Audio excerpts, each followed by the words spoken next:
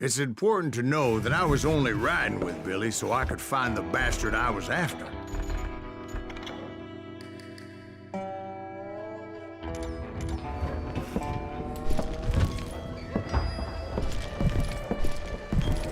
He was with John Kinney's gang, and they were sworn enemies of Billy's regulators. Why were you after him? I owed that son of a bitch a bullet for what he had done to me and mine. Instead, all I got for myself was a goddamn death sentence. Luckily, it was right around then that I heard Billy make his move. He shot Jim Bell and a few other guards as he made his getaway. Later, they wrote that some lady friend planted a pistol for him in the privy. What the papers didn't say is that Billy helped me escape, too.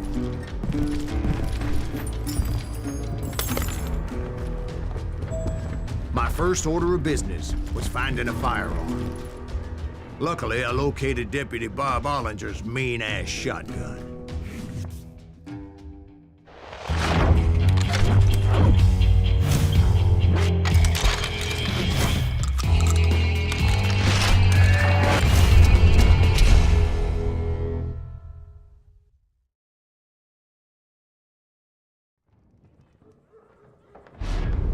I saw Billy through the window, and he yelled that I should take to the rooftops to make my escape. So I did. Anybody see Billy? Son of a bitch shot Jim Bell! Hell yeah. That scattergun was like a double-barreled howitzer. It could blow a man clear off his feet. You hardly had to aim the damn thing. The kids escaped raised a huge ruckus. Guards were everywhere looking for him. Can't let the kid get away!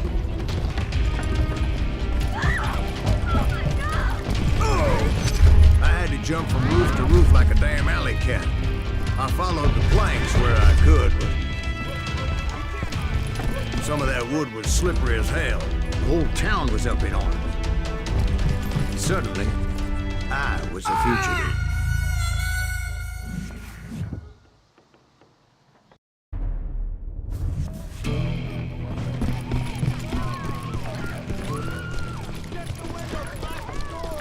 So that bastard you were after, what did he do? He did me and my family a grievous harm. But I knew if I was ever gonna find him, I would need to get my ever-loving ass out of there. I tried to be stealthy and sneak my way past. But hell, if they weren't all waiting for me. Apparently, some of them thought I was Billy. He's in town somewhere! See, me and the kid shared a certain similarity in build and coloring. They're shooting in the street! I was just glad I had Deputy Bob's mean-ass shotgun. Get your heads down! Oh, shit! Back is back! So much lead was whizzing by my head, it was like everyone in Lincoln wanted to put me in the ground. I knew I needed to find a horse. Though I never did have a great fondness for those four-legged grass eaters. Smelly, sweaty, ungrateful beasts. We prize them too high, if you ask me.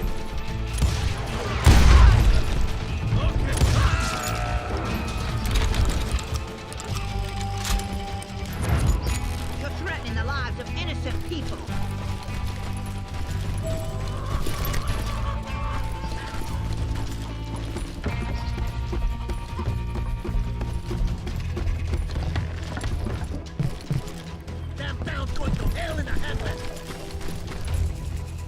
But where was the kid while you were busy getting shot at? Gone. And that's when it occurred to me why Billy set me free.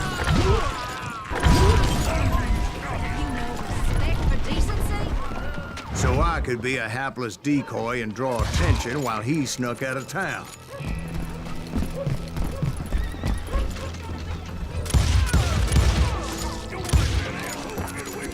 I knew if I made it out of there in one piece, no one would put a price on my head. Because everybody in Lincoln would be dead? No. They all thought I was Billy, and all that blame would fall on him. Meanwhile, Deputy Bob Ollinger was organizing a posse to put me down. He was already a mean son of a bitch, but he was doubly pissed that I stole his mean-ass shotgun. I'm indestructible. He has it. Blink him.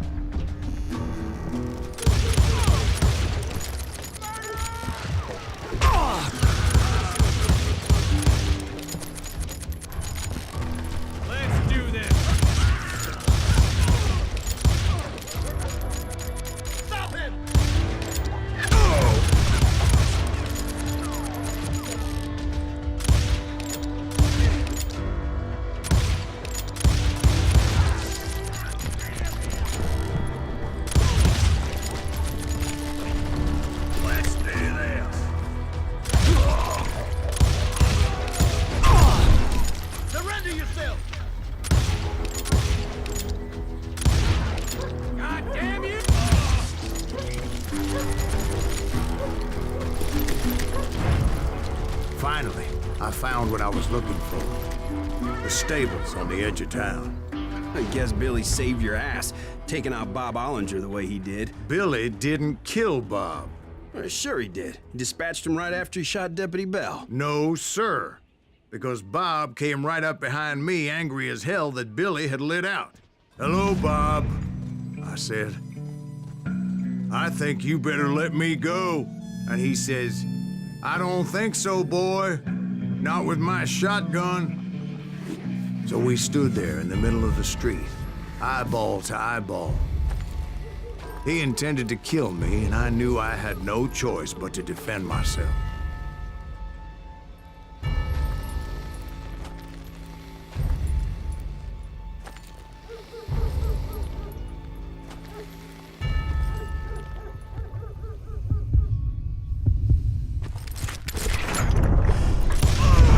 I killed him in a fair fight.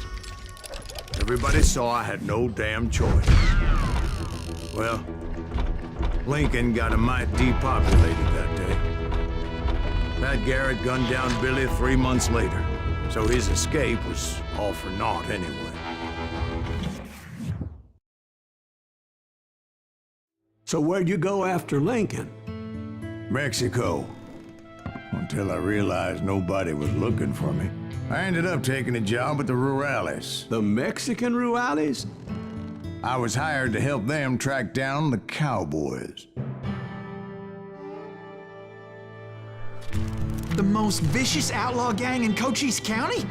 Curly Bill Brocious? Johnny Ringo? Led by old man Clanton himself.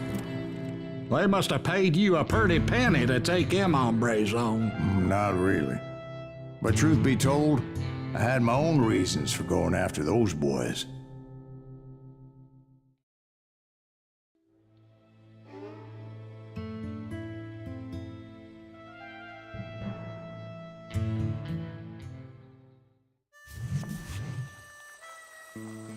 So was the bastard you were after now riding with the cowboys? Roscoe Bob Bryant was his name. Oh. But no, this time it was a different bastard I was after. The aforementioned Mr. Ringo. And yes, he was working for old man Clanton. I came upon them robbing a stagecoach, which wasn't surprising, being they were such murderous thieves and bastards. The bandits wore red scarves, so I knew they worked for the old man. Over there! There! I did my best to help those poor passengers.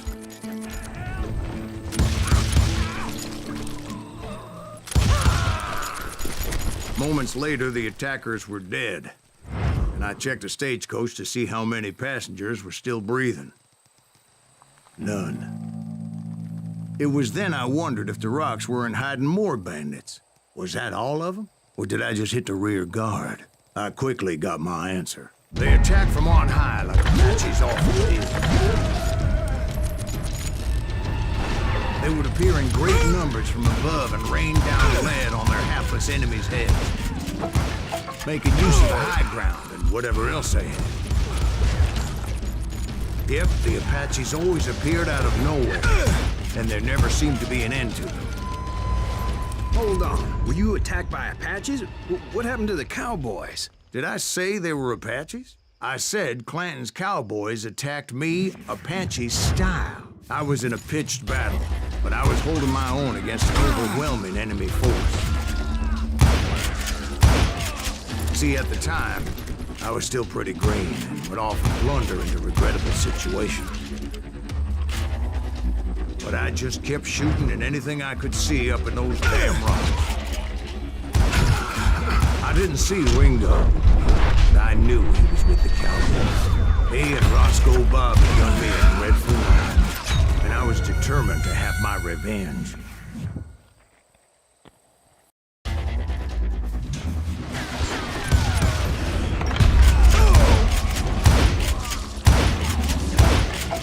See, at the time, I was still pretty green and would often blunder into regrettable situations.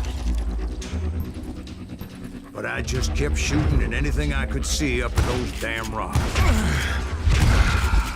I didn't see Ringo, but I knew he was with the cowboys. He and Roscoe Bob had done me a dreadful wrong, and I was determined to have my revenge. But to get to Ringo, I knew I'd have to fight my way past these other assholes first. Unfortunately, I was running out of ammo. Another perfect example of my relative inexperience as a hunter of men. I immediately knew that a tactical retreat was called for, as my vengeful fury was much less impressive without the bullets to back it up.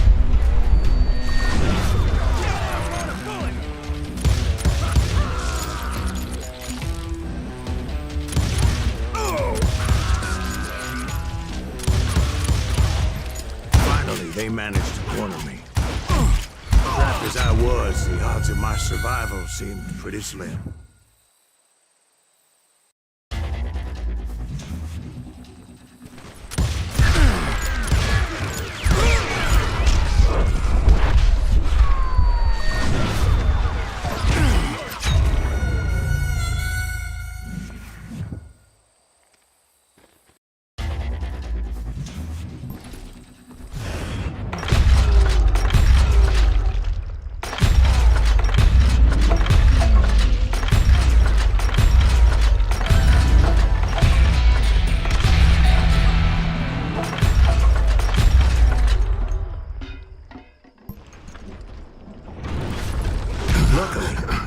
Serendipity was on my side as I suddenly spotted a way out of my predicament.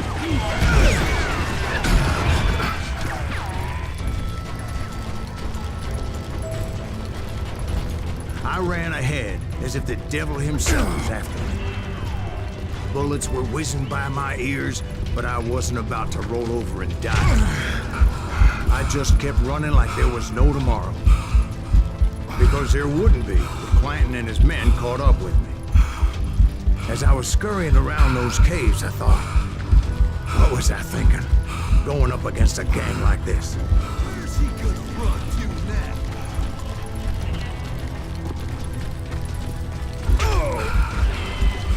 I just kept running, not knowing where the hell I was going. And that's when something miraculous happened. Like manna from heaven, I found the desiccated remains of what looked like an Apache warrior. The old weapon next to him supplied me with some much-needed ammunition.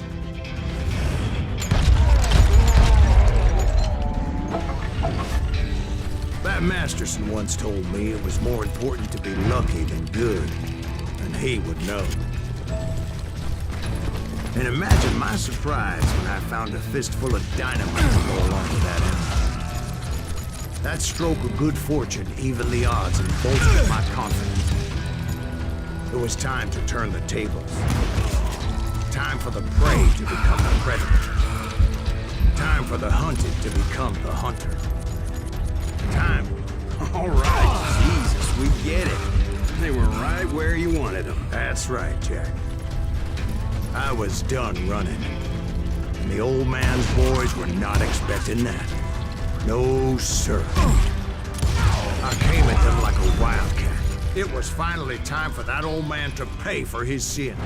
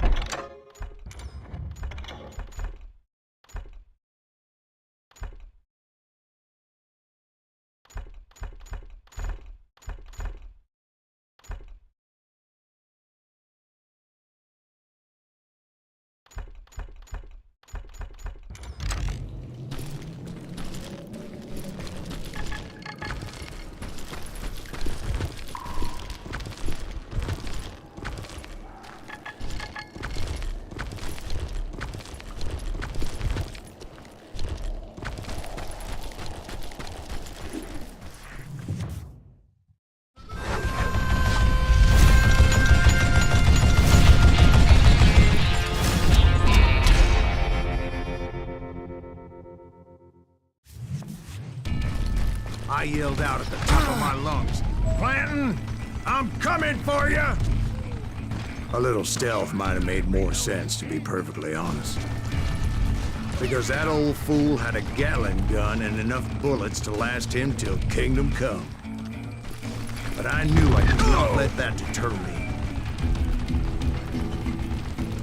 Not if I was to find and kill Ringo. I needed to get that old man off that gun. What a piece of crap!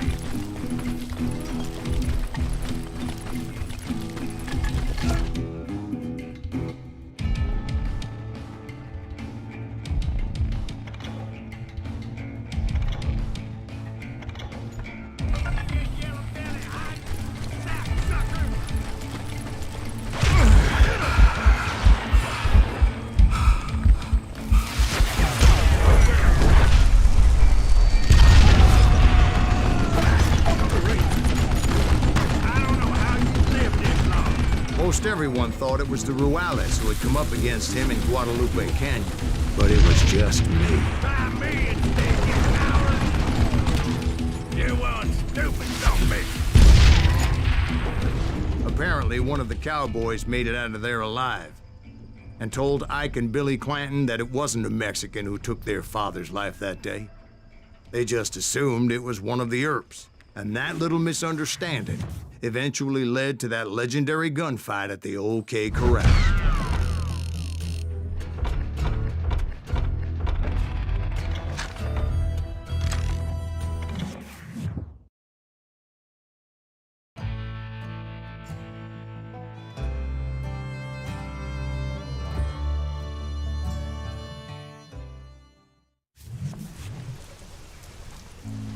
A few weeks after that dust-up at the OK Corral, I was still after Johnny Ringo.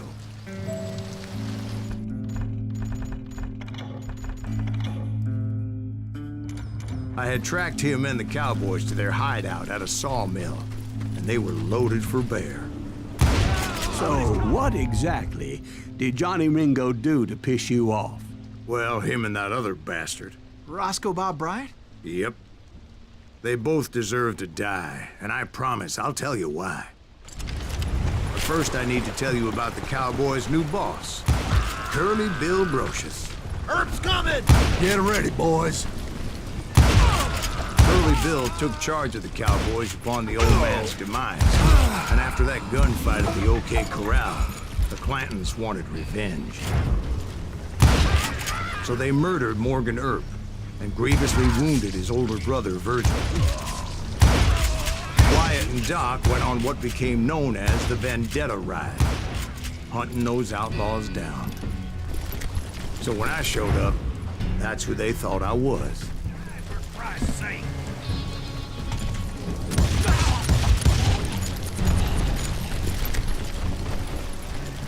I'm done with you.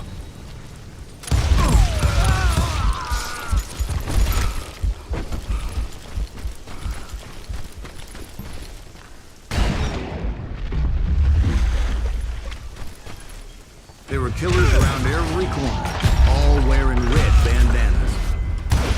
But I wasn't about to let Ringo walk away unscathed. And that's what drove me forward.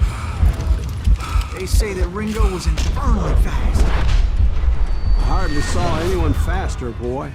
Certainly not Wyatt Earp. That man was all hat and no cap.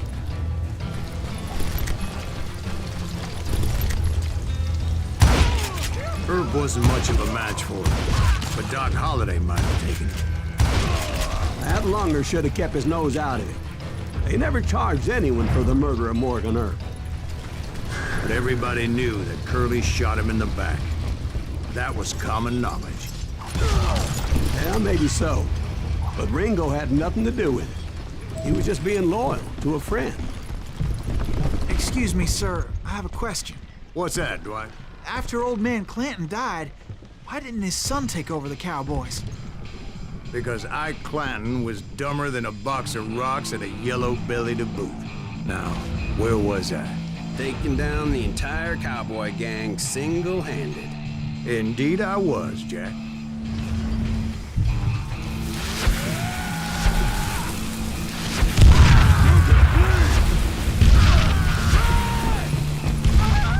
Though it wasn't easy, as those boys had good cover.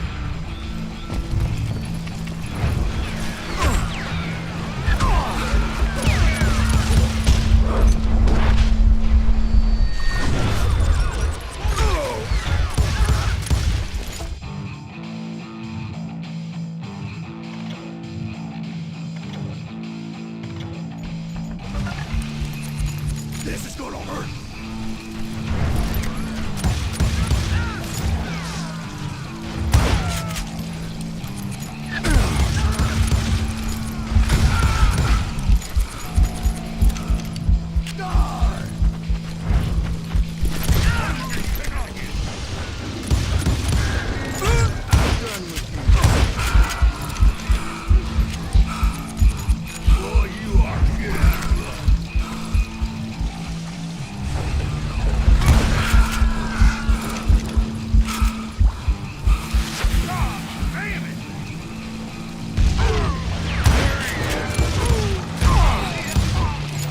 Carts everywhere, piles of lumber, and God knows what else for people to hide behind.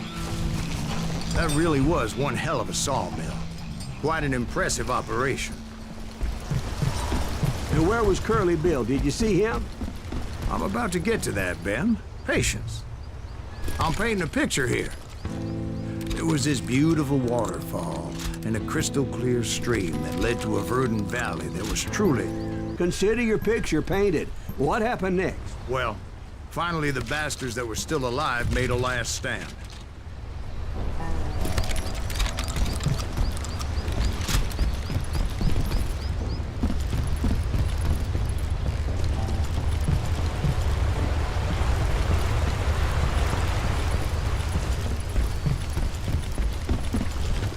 Curly Bill, Johnny Ringo, and his compadres took off into the lumber yard, and I followed after.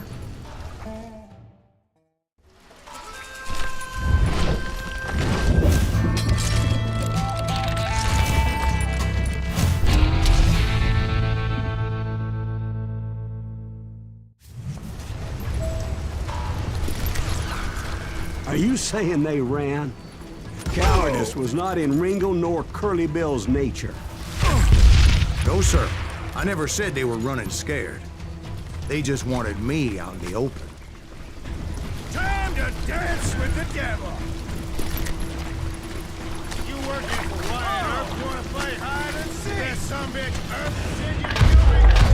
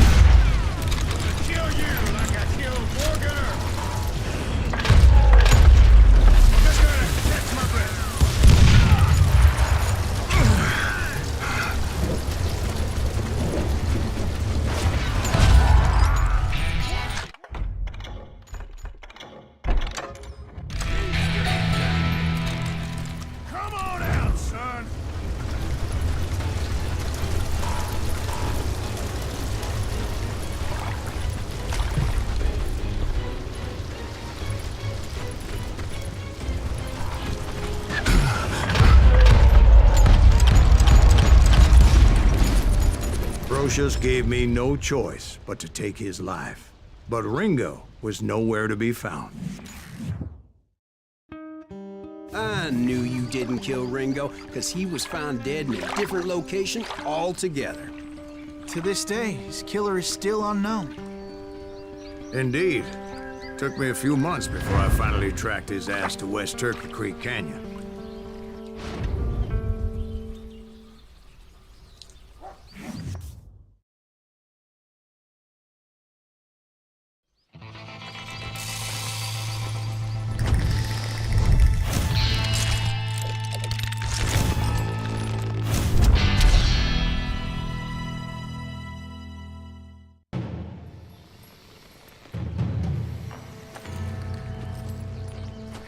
That's incredible, sir. I always thought that Doc Holliday was the one that killed him.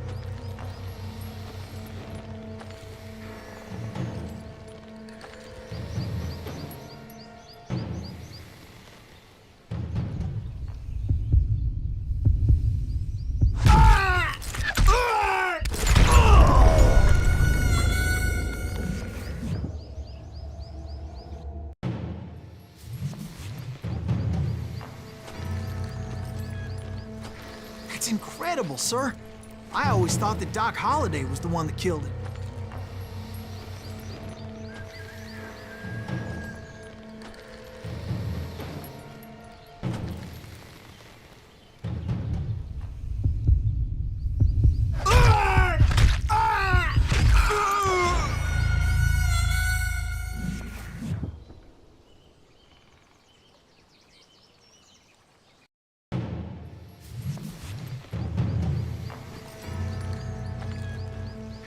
That's incredible, sir.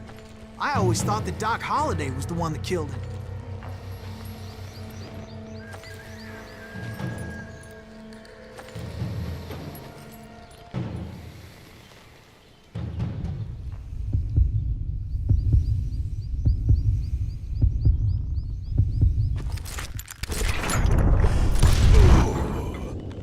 Sorry I had to ruin the legend for you, boy.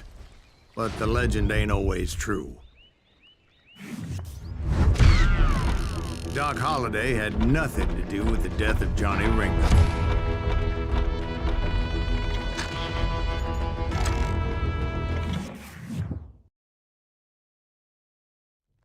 I was paid a healthy bounty for Ringo and Curly Bill, and realized there was real money to be made.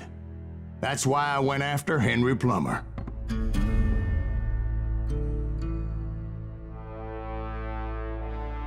Wasn't he the sheriff who augmented his income by shaking down miners and robbing gold shipments? That's the one. Oh, yeah, I remember him. He ran that gang of thieving outlaws called the Innocents. So it's true that you went toe-to-toe with him? Indeed I did, son. Indeed, I did.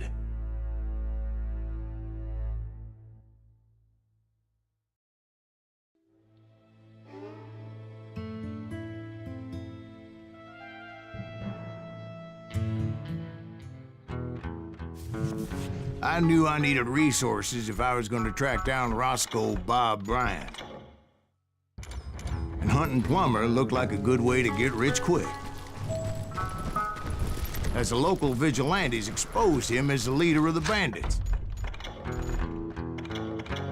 And put a generous price on his head. Plumber rallied his gang to plunder one last gold mine before making their escape. And that's where I thought I'd find him. It makes me nervous standing so close to all these goddamn barrels of gunpowder. Why would you be nervous? As my late father pointed out to me more than once, God made men.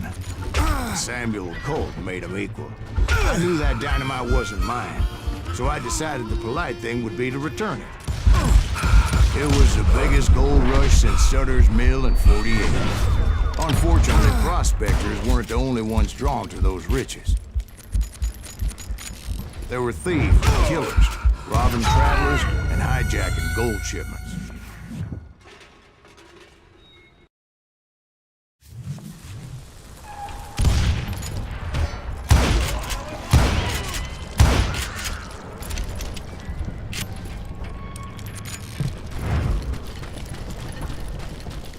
Like those that ran with Plumber. Some were just regular folks I knew from town, drawn by greed and easy pickings. Charlie Crow, the blacksmith. James, who worked in the stable. Plumber had a lot of men on his payroll. A hell of a lot. That son of a bitch pretended to protect the public with one hand while stealing them blind with the other. Of course, the rest were veterans of the Civil War. Stone-cold killers trained on the bloody fields of Shiloh and Antietam. He set up a defensive perimeter which I had no idea how to breach. Dangerous, desperate individual. I was outnumbered and in way over my head, but I was too damn stubborn and stupid to realize it. I thought I was some kind of hero. I finally made it past and headed on to meet my destiny. But first, I had something I needed to figure out. I had a few ideas on how to get into that mine, but once I made my decision, I knew there was no turning back. So my first thought was to enter the nearest mine portal. I saw an entrance. Made sense. It was the quickest way in, but that also made it more dangerous, as there would undoubtedly be enemy pickets posted along the way.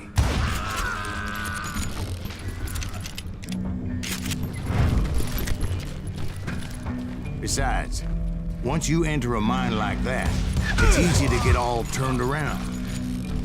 Some of those shafts could be as deep as hell.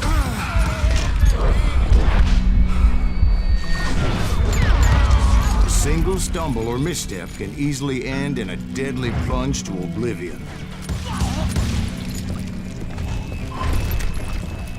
Hey, I'll flank him.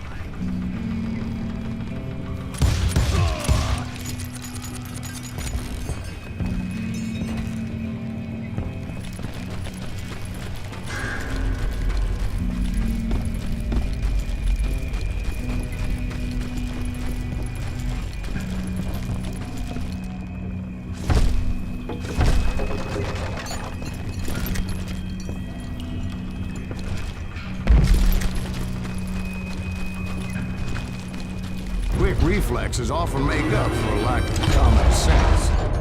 Luckily, I was never one to be easily bushwhacked. I would just need to be careful not to blow myself to kingdom come. With all that gunpowder and dynamite everywhere, a body has to know what he's shooting at. One wrong bullet could have turned that mine into a dad-blasted tomb.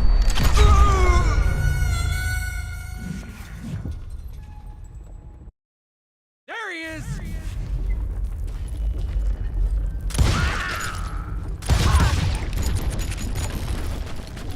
One wrong bullet could have turned that mine into a dad-blasted tube.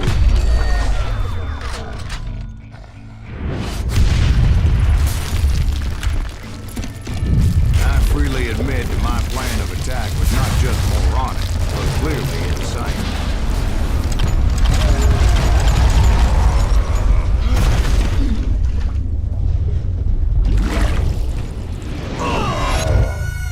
It's a good thing that I abandoned that ridiculous plan before I even tried it.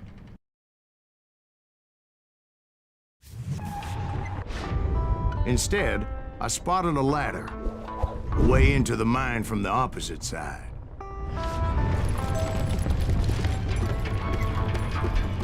It was a long way around, but that approach seemed more sensible at the time. Of course, being I had a problem with heights, that scaffolding scared the bejesus out of me. Climbing down that ladder required some caution, because even though I had a younger man's reflexes, no man can dodge a damn bullet while climbing down a rickety ladder. I was determined not to give up, however. That Sheriff Plummer seemed quite the despicable character. When the vigilantes discovered what the sheriff was up to, people were outraged. That 10,000 they put on his head would go a long way to helping me find old Bob. And I had made it my mission to settle that score come hell or high water. But first, I would have to make a choice. Take the elevator or climb the ladder.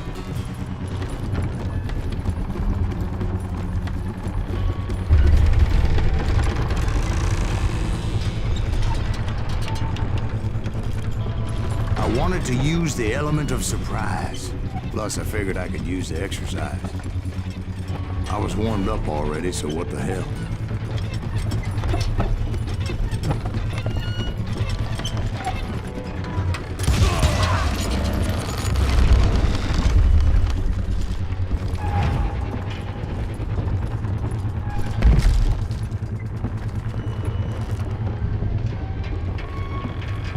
Plummer was a mad dog killer, and the people of Nevada City deserved better. Nevada City? Well, I thought Plummer met his maker in Bannock, Montana.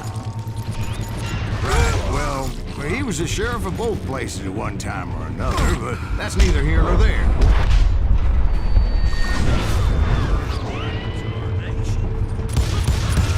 The point was, taking him down would save a lot of lives, including my own.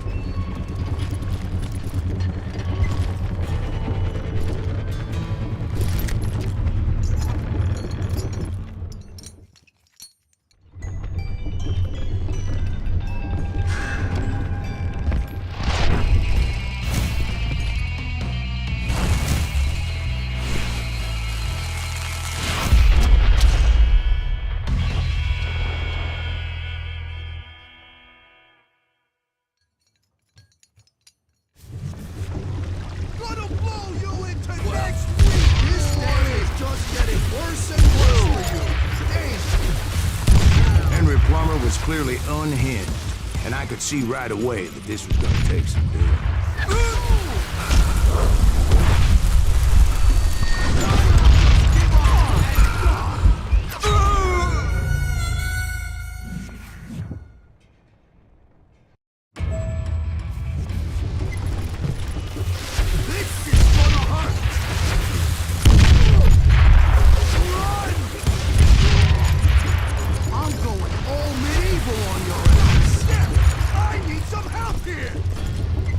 Come on, boys! Take this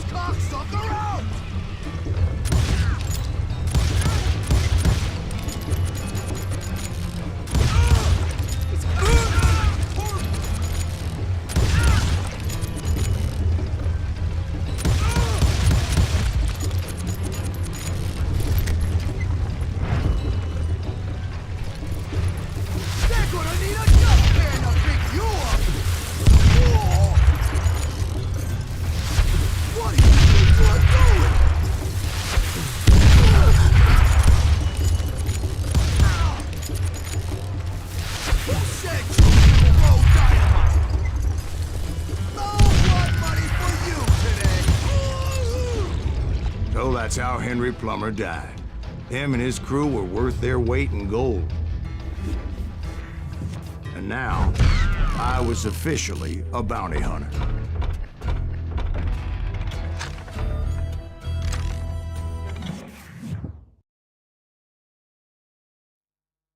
So, did you finally go after that Bob feller?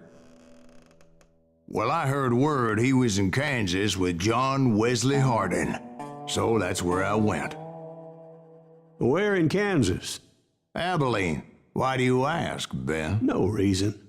Was Hardin as fast as Ringo? Ringo was fast, but John Wesley was as fast as the devil himself.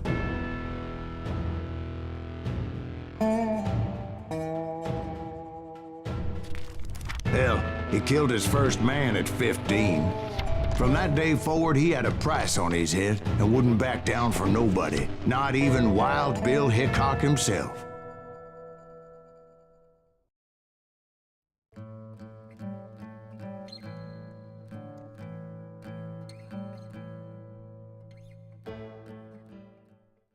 I dodged death many a time, and that night in Abilene was no different.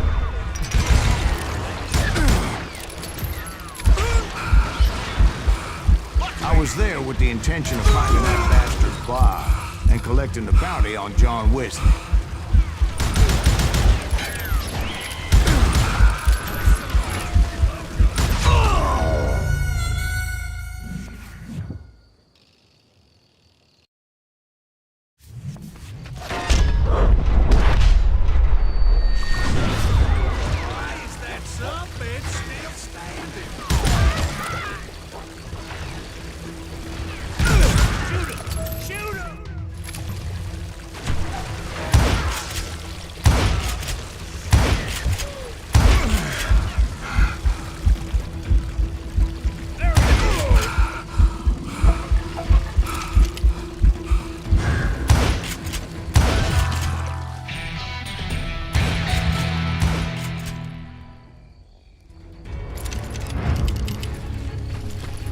I thought the Texas Rangers got Hardin.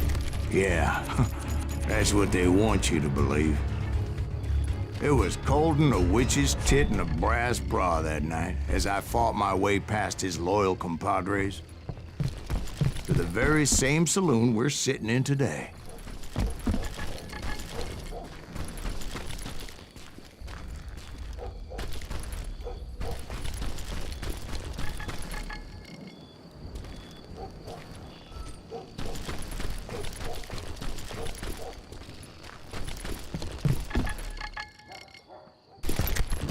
Look around and imagine this place painted in blood. Hardin was waiting for me, and...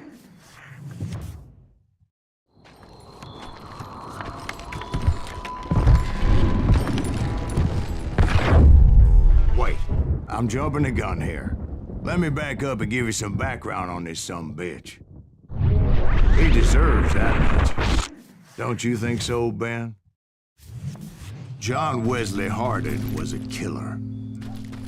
By the end, he confessed to taking the lives of 42 men.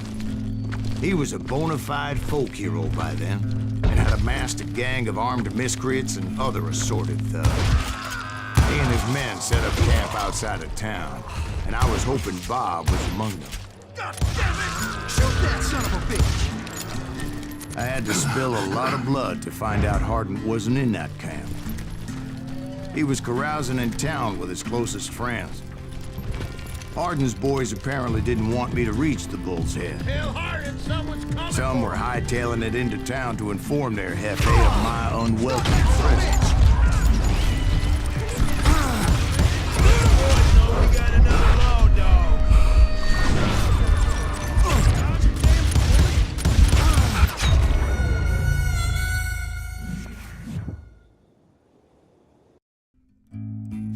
Better 3 hours early than a minute too late. Damn it! Shoot that son of a bitch! They didn't ask why I was there. They knew. Better hide.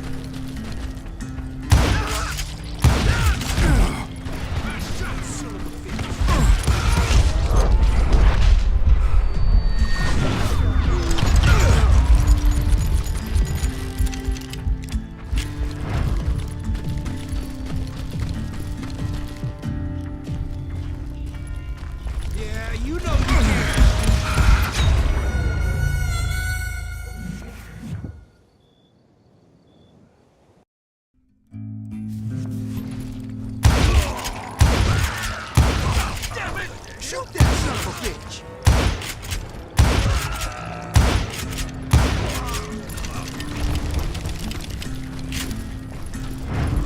That's right. Run!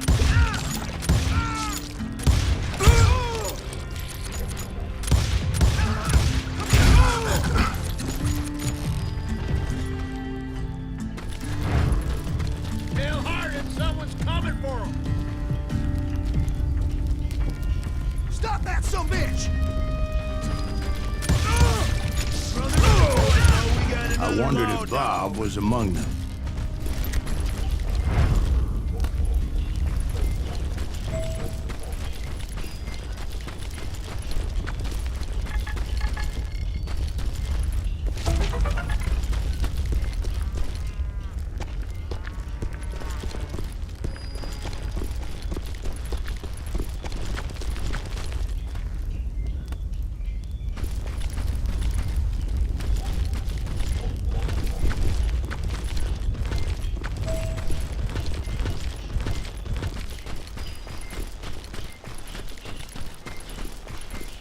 And I steeled myself for the fight ahead. For as good as I was, deep down I wondered if John Wesley wasn't just a little bit better. Before I could test my mettle against Hardin, however, I would first need to dispatch his cadre of hired killers. Most of these degenerates were beyond redemption, but John Wesley might have been a different story. I didn't learn until later that that night was in fact his birthday celebration. Come out, you yellow bastard! Now you're really pissing me off!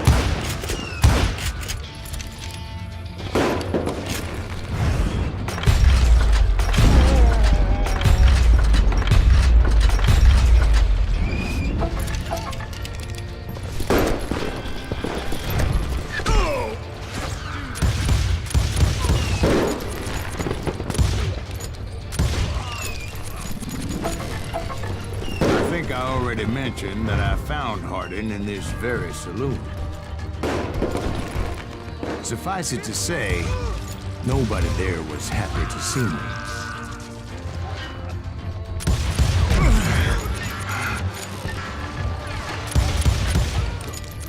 Can't get a good shot at it.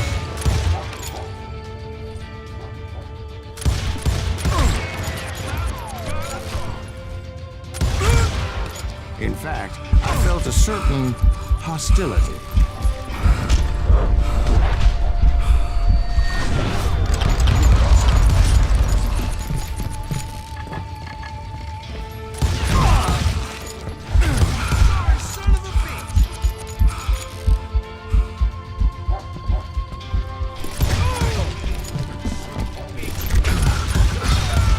I was disappointed that neither Bob nor John Wesley were among the dead. But that was short-lived, as a moment later I was facing down the fastest gun in the West.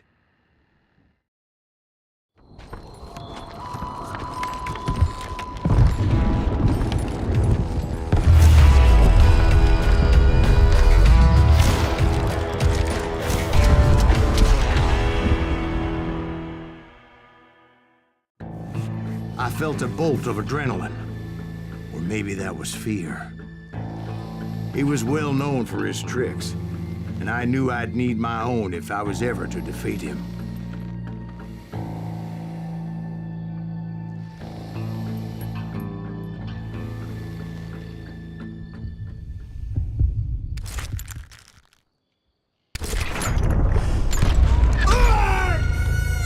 No, wait! You didn't hit me then. I'm sure of it.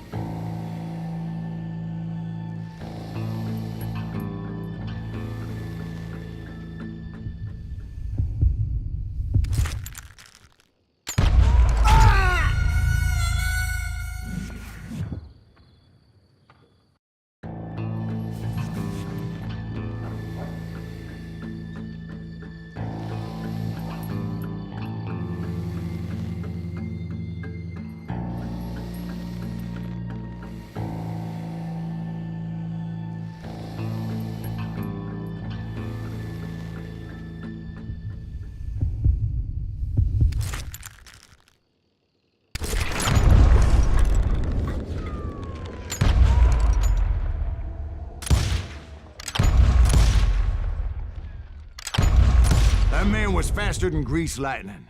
But being inebriated as he was, he didn't count his shots. And now, he was at my mercy. So he didn't die? No, I sent him to prison. Years later, after he was free, some restless avenger took his life. Shot him in the back at a saloon just like this one. Anybody up for another beer? Ben?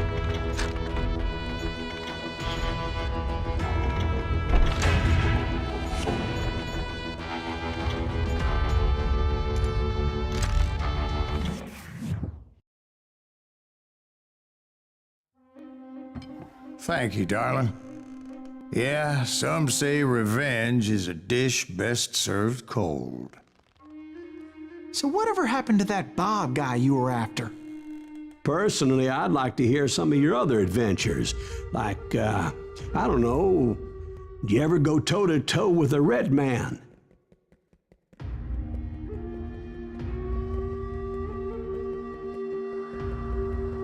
Yes, I did, Ben. I remember once I was after this renegade Apache, Grey Wolf. Strangely enough, revenge was also his primary motivation.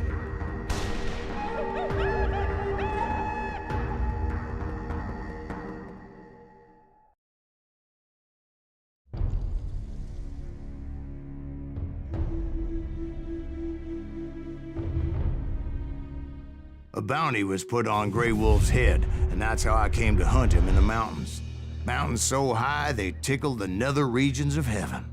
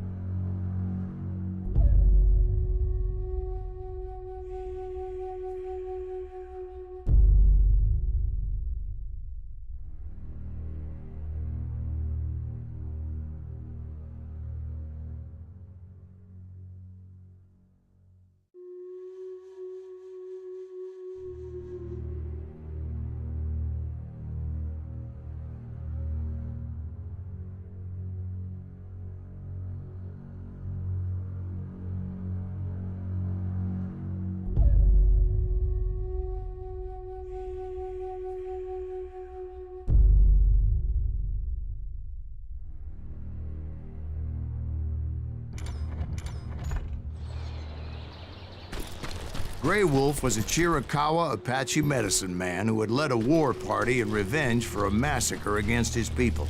The U.S. Army had attacked his tribe during his daughter's sacred sunrise ceremony, and the slaughter was unspeakable. I understood his anger, as there's nothing more traumatic than seeing those you love die in a cruel and painful death. Right from the beginning, I couldn't shake the feeling that Gray Wolf was watching my every move. He led a band of young Apache warriors who wanted retribution and were more than willing to die for him. They saw me before I saw them.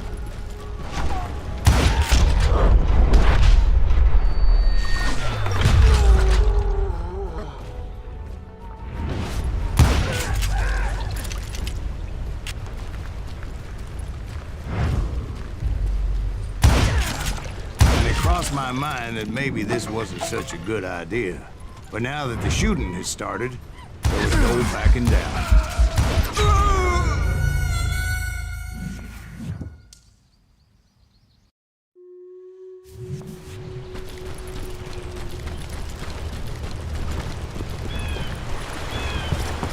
They saw me before I saw them.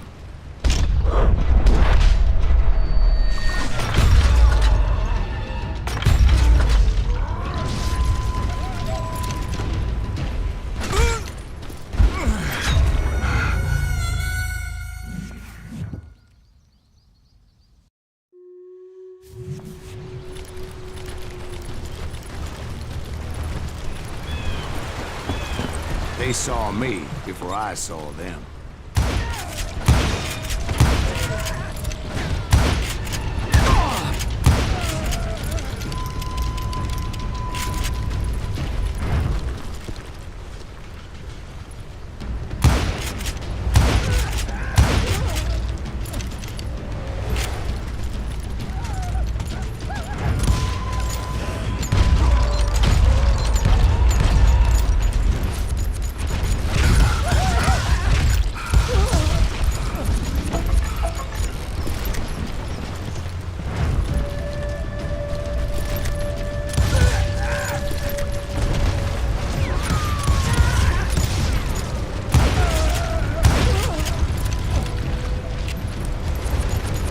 It was rugged country, the winter home of the Chiricahuas, and that's why they had retreated there. I admit to having some regrets about going after them the way I did. But then again, I got a lot of those.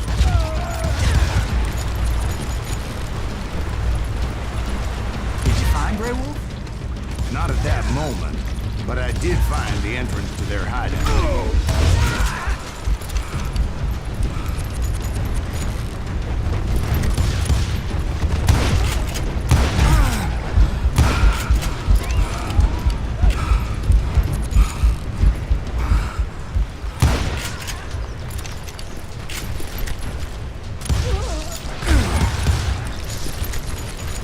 Deep crevice that led to a deeper cave.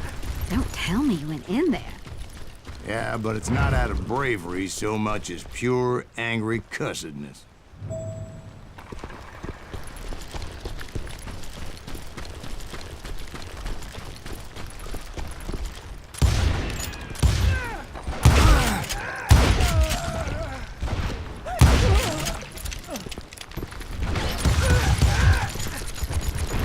Back then, I had a stubborn streak a mile wide, and I wasn't about to back down. So it was like pitch black in there? Actually, it was pretty well lit, as they had torches on the walls.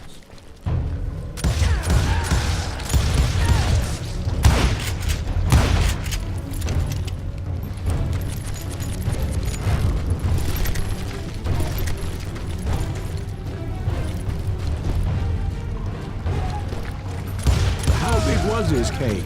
Big as hell, Ben. Chiricahua had hid out there during the Indian Wars.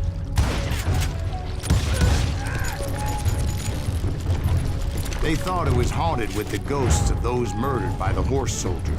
The cave was haunted with dead Indian ghosts? To be honest, I was more concerned with the live ones than the dead ones.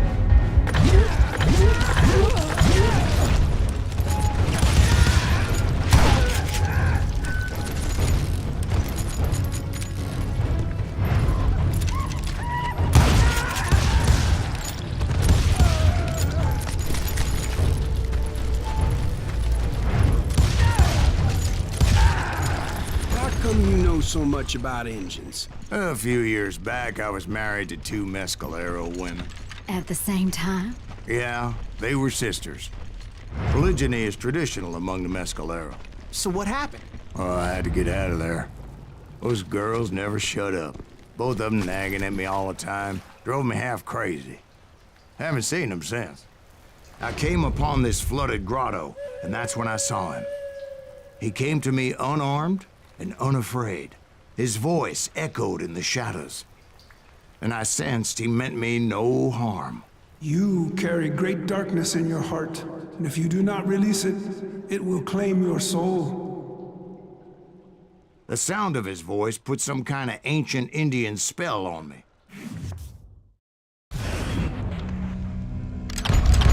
As his story unfolded in my mind, You will come to this place again and kill many more men, and the darkness will grow until it consumes everything that you are. The soul will have no rainbow if the eye have no tears. he said I was a great warrior, a coyote man, unequaled by any other pale-faced warrior, or something like that. The snakes will bite shadows of your past until a venom poisons your heart, and an echo of the song of the dead summons the spirits deep from within the mountains. I didn't quite get what he was saying, but there was definitely snakes. And indeed, his warriors surrounded me and attacked me like hungry wolverines. They couldn't stop me, though, and Grey Wolf wasn't in the mood for idle talk.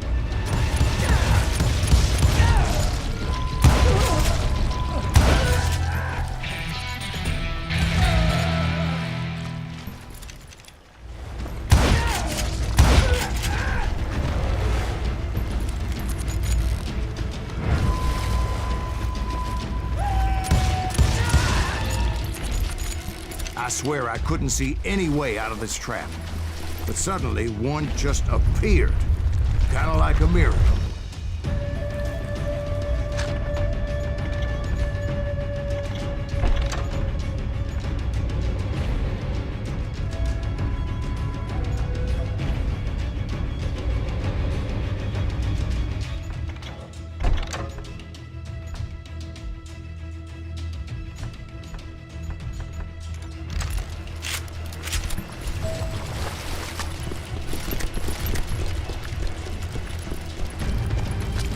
I felt like I would be lost in that damn cave forever. Finally, I found myself back outside, perched on the edge of a precipice overlooking a thundering whitewater river. To get where I was going required several leaps of faith, but no way in hell I was turning back.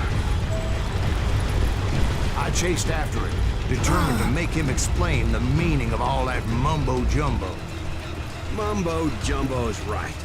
Are you making this all up as you go? A few details may be fuzzy, brothers, but I am relating exactly what happened to me. There were dozens of Apache warriors aiming at me from on high. Dozens? Well, maybe not dozens, but there was a lot of them. At least 3 or 4. Well, more than that, little lady.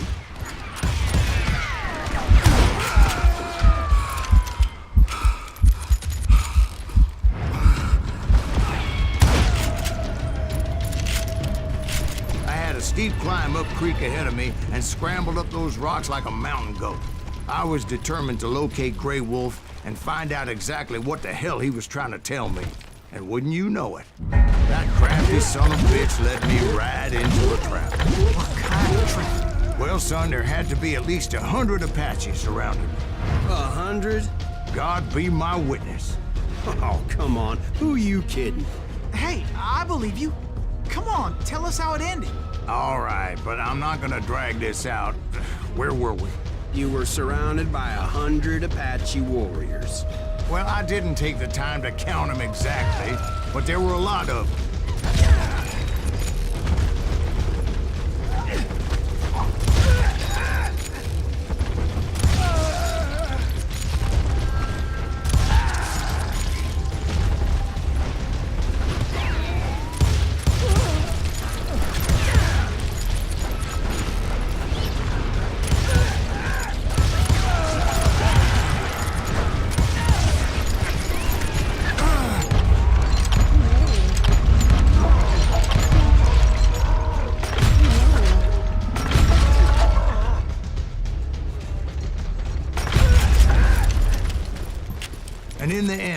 path appeared before me that I had not seen before. I followed it as I desperately needed to find out what Grey Wolf was trying to tell me. But it was like that son of a bitch disappeared into thin air.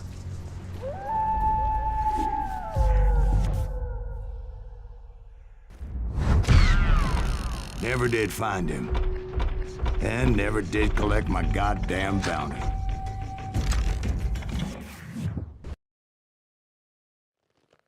Thank you, darling. It's interesting how the truth can sometimes seem, might malleable, depending upon your point of view. Like how those dime novels make you out to be something you're not? Jack, don't be starting trouble. No, he's right. They do tend to exaggerate. Did they exaggerate your part in taking down the Daltons? Well, I was there in the flesh, boy, so I saw what happened firsthand.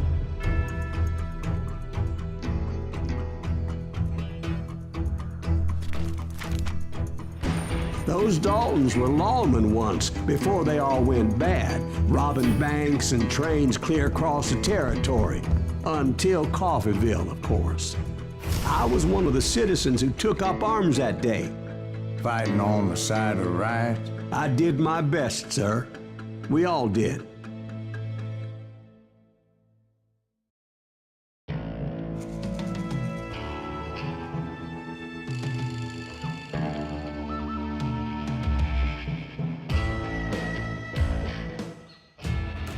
It was early morning. One of my friends was a local gunsmith, and he handed out firearms to anybody who'd take one. You see, the Daltons got it in their heads to rob 2 banks at the same time. 2 banks on the same damn street. Story was Bob Dalton's girl was always writing about how he had no ambition. Oh, you're nobody next to Jesse James, she'd say. Finally, the bastard took his brothers to Coffeeville just to shut her up. Well, the locals recognized the Daltons right off. Before they could get away, half the town took up arms to defend their property. The brothers paid dearly for their stupidity, but everybody knows they had it coming. There's more to it than that. I read all about that day, so I know for a fact that it went down very differently. First of all, it was high noon. A posse of U.S. deputy marshals were on the rooftop across the street. Get ready, boys. They're gonna make a move. The lawmen had been tracking the Daltons for months, and now they finally had them dead to rights. Among them was a bounty hunter feared by many a lawbreaker. The marshals tried to get the Daltons to surrender. They'll give up eventually. Just gotta wait for some bitches out. This bounty hunter knew that the brothers were far too proud to ever lay down their guns. I'm gonna kill you dead. He went in there alone to confront those criminals. One of the marshals shouted, "Where are you going? Are you crazy?" Hey, where do you think you're going, dumbass? That rifle's mine. He saw a way to get around to the back of the bank. Then he figured out how to hit the Daltons from a direction they weren't expecting. A moment later, he was climbing up a steep ladder, laughing at danger as he did. It was brave men like him who risked their lives to tame this wild country.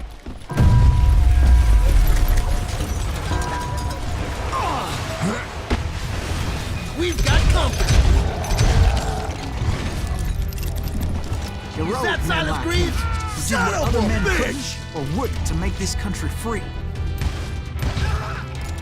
Jim Bowie, Davy Crockett, who died defending the Alamo. What's he trying to prove?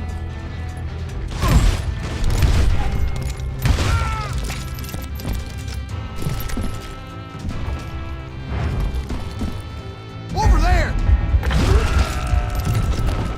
That's Silas Greaves. What the hell? Blam! Blam! He came away victorious, taking down those thieving Daltons. His name was Silas Greaves, and when the dust finally settled, he was the last man standing. Sorry, kid, but that just wasn't the way it happened.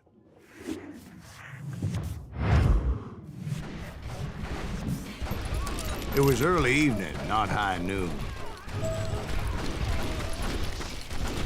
The Daltons blew up a safe, and were all set to hightail it out of there. Those pathetic deputies surrounding the bank were dropping like flies.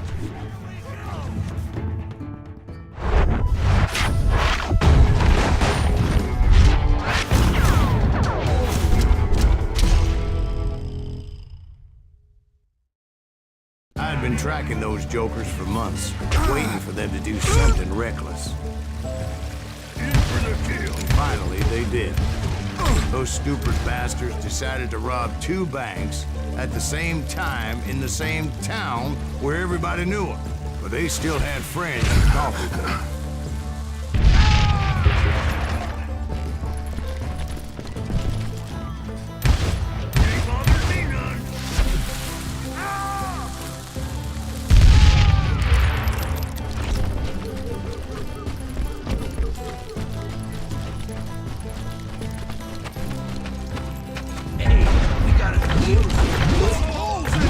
Those friends came after me like a pack of wild dogs, tooth and nail. They were coming at me from all directions. I caught sight of the Daltons running with the money and didn't want to lose them. Problem was, they knew the town better than I did. And to top it off, I found myself in the middle of another shootout entirely. Did the Daltons hole up in somebody's house? No, it was the Smiths, I believe. They were cousins of the Daltons. And they were shooting at the Browns, who were shooting at the Daltons. Which wasn't any surprise, because those 2 families have been feuding forever. And since the Joneses are related to the Browns, they shot at the Smiths, pissing off the Heimhoffers, whose daughter recently married a Smith. The Dalton boys knew I would never give up. Those Daltons weren't the sharpest knives in the drawer, but they always stood together. They set a trap to slow me down and allow at least 2 of them to escape. The 3rd brother stayed behind to plant me, just in case that trap of theirs didn't work.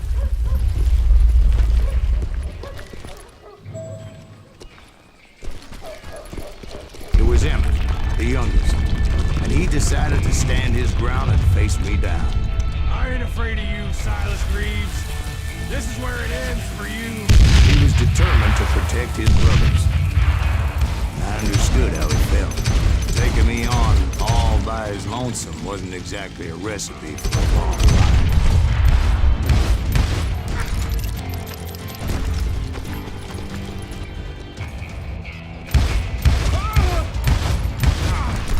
You messed with the wrong damn Dalton.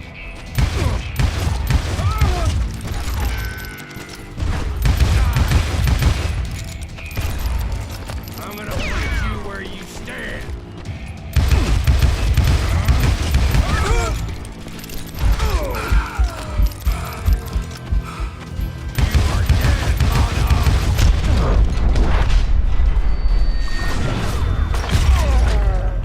But Emmett Dalton survived the robbery in Coffeeville.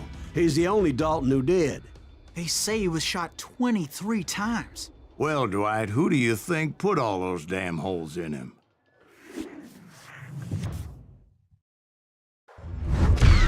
But I have to admit, that boy had grit.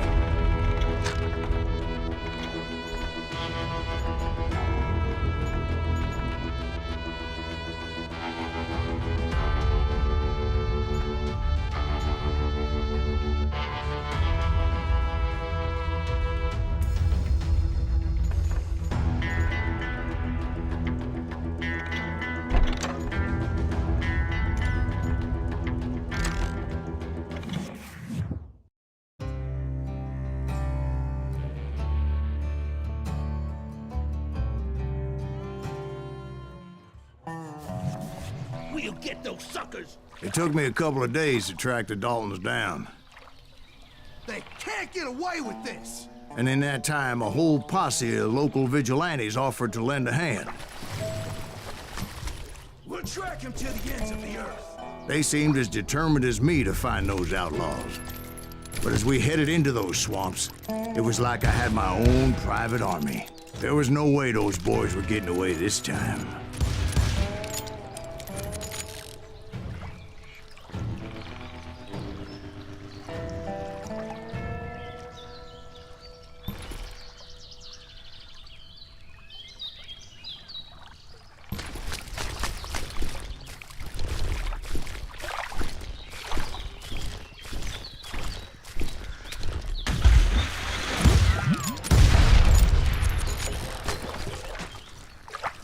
It was early fall, right? Beautiful time of year. At least you had the weather on your side. Not by my recollection. It was damp and foggy as hell. It was tough to stay on a true course, so we kept an eye out for landmarks. It was autumn. The maple trees were in full color, red as blood.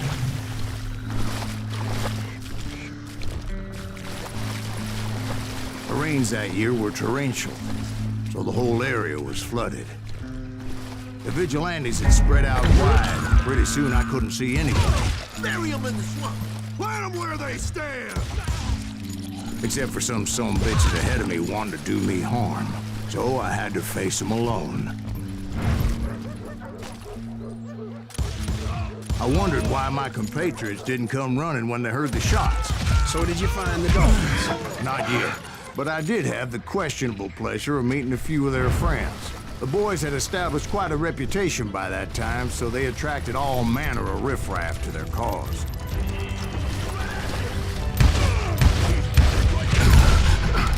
They're gonna bury you in a million.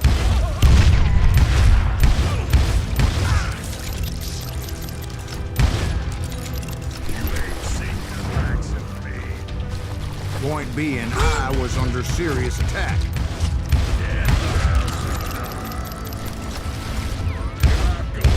And my reinforcements was nowhere to be seen.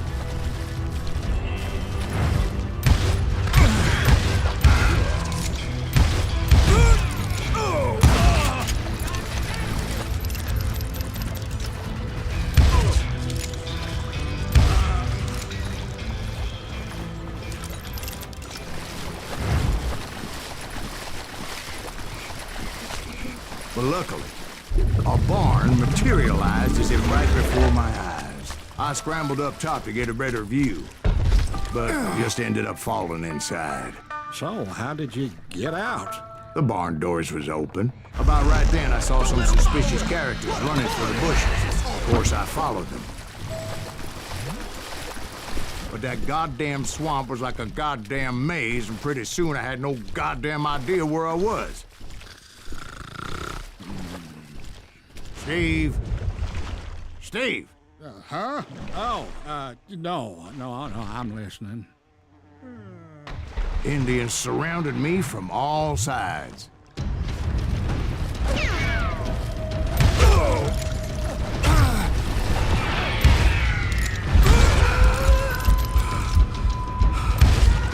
Indians? They were Indians? No.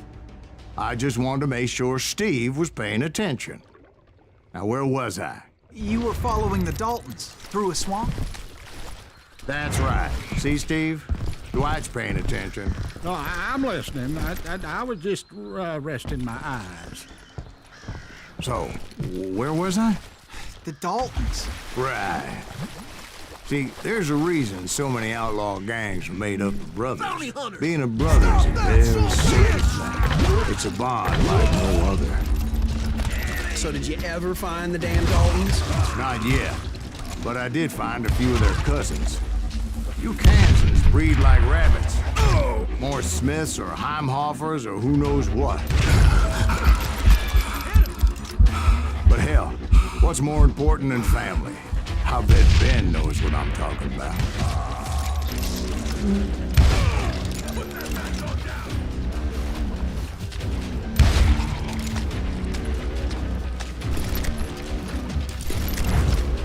Somebody kill that sumbitch!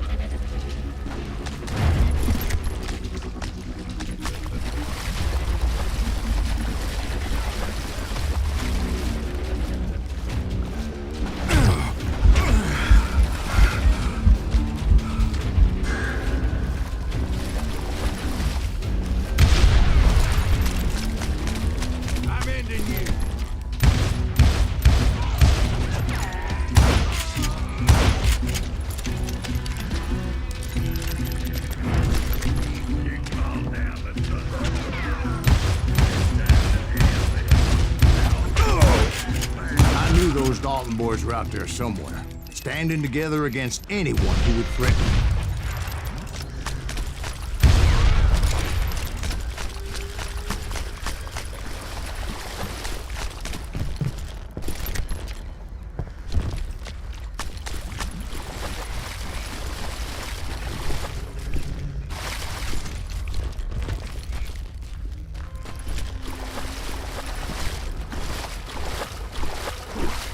And that's when I saw it. A goddamn steamboat. A steamboat in a swamp? Yeah, Steve, but this wasn't much more than a wreck, really. But how'd a damn steamboat end up in the swamps? Guess it floated off during the flood of '89. Now, was it a stern-wheeler or a side-wheeler? What? Does that really make a difference, Steve? It was a steamboat with a goddamn army on board. It was in that a fusillade of bullets come raining down from on high. And those vigilantes who accompanied me weren't anywhere to be found. But among those men that were shooting at me, I thought I saw some familiar faces.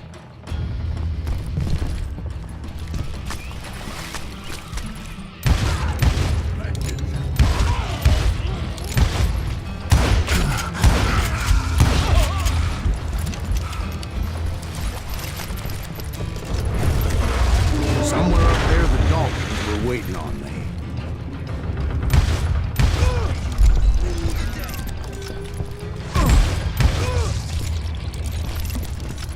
Sounds like you don't give up too easy. That's the kind of man I am, Ben. I set out to do something. I'd do it. Surrender just ain't in my nature. Plus, I'm stubborn as hell.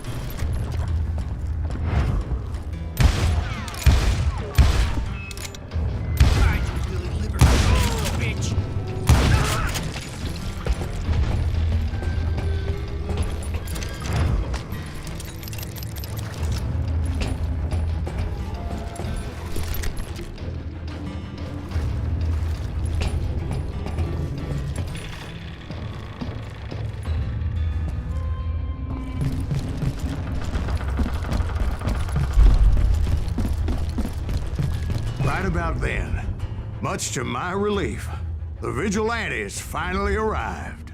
Their leader motioned at a cabin in the middle of the top deck, pointing me directly at the Daltons. I finally had them, after months of dogged pursuit. But it turned out that they had me. Take him out! I'm sending you to hell!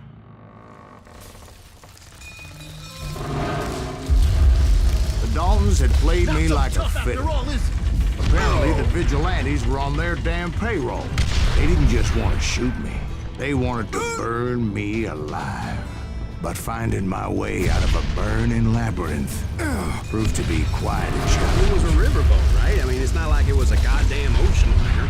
Well, yeah, but I was in a Did you fight. hear about that ship that's gonna launch next year? Largest one in the world. We're talking about the Titanic.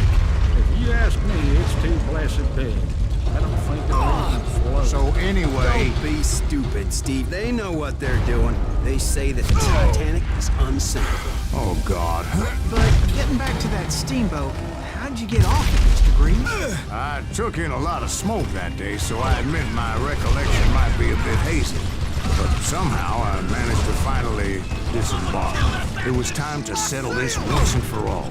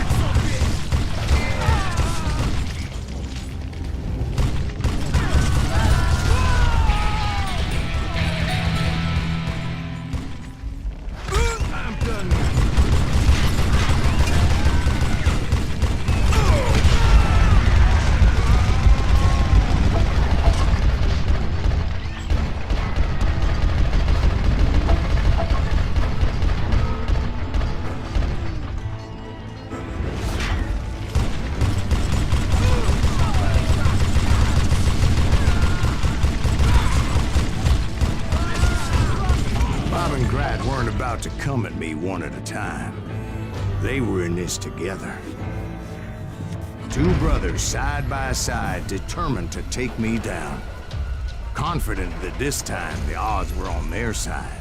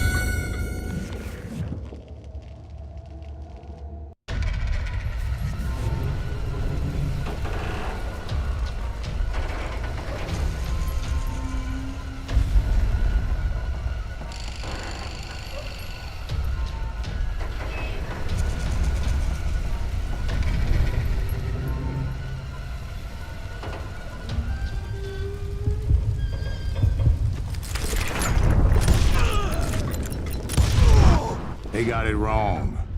A sad end for those two. If they'd only known that Emmett was still alive despite his wounds. Paroled 14 years later, he moved to California and sold real estate and lived off the legend of that fateful day. And the tragic death of his two brothers.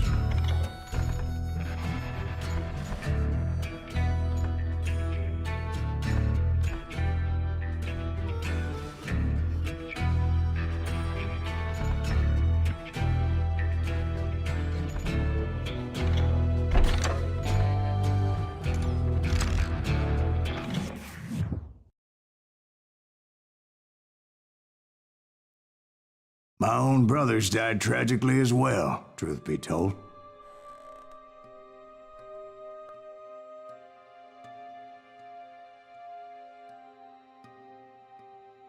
It was 1868, and me and my older brothers were pulling a tidy profit running cattle into Juarez, Mexico. One night after my brothers retired for the evening, I found a little poker game in a cantina with a couple of cowboys. And I just couldn't lose. I even won an old Spanish coin that had to be 100 years old. Well, I was mighty pleased with myself the next morning as my brothers and I rode for Texas. But before we crossed the border, those cowboys caught up with us. It was Johnny Ringo, Roscoe Bob Bryant, and another asshole named Jim. They wanted their money back and everything else we had, including our lives, as those boys didn't want us coming for them later.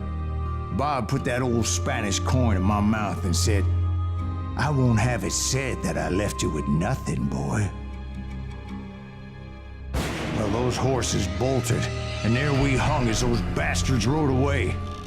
The branch finally snapped under the weight of the three of us, but being my older brothers were bigger and heavier, they were already dead. And right then I swore to myself that I would avenge them. Ringo you know about. But Bob eluded me, until I heard he was riding with the Wild Bunch.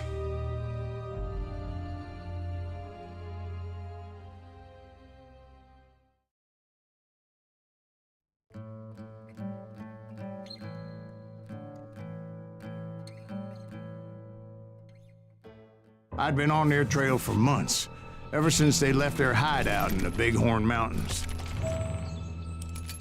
Led by Butch Cassidy, they were a loose association of outlaws who robbed banks and trains from Colorado to Montana.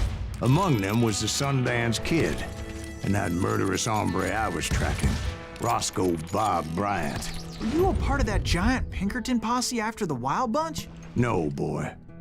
A circus like that would have slowed me down. Besides, I wanted Bryant all to myself. I'd heard about a large shipment of gold being transported to Wilcox, Wyoming on the Overland Flyer. I figured the Wild Bunch would likely hit such a treasure, and by God, I figured right.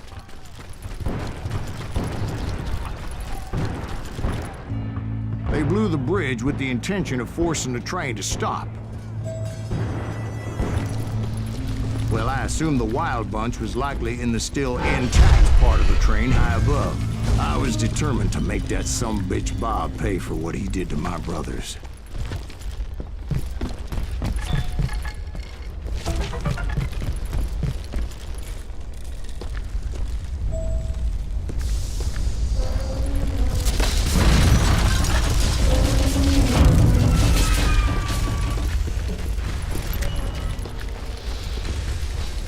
Ears are still ringing from blowing up that bridge. Well, I made my way off unscathed and came upon a few members of the gang and had no choice but to dispatch them. From there, I had to negotiate an even more precarious route. I jumped from the frying pan into the fire as the train was clearly fixing to fall. I had found the gang, but in order to find old Bob, I needed to fight my way forward past a whole passel of desperados. Outside, inside, any way I could, I made my way towards my prey. Well, what about the passengers? It was mostly a freight train, as I recall. There were no passengers aboard that day.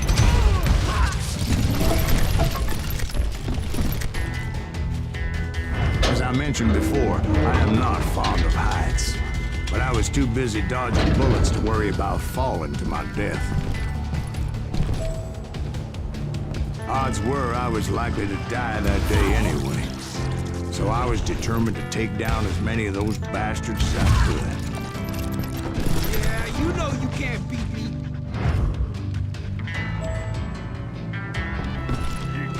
At times, it was like shooting ducks in a shooting gallery. The only difference is these damn ducks shot back.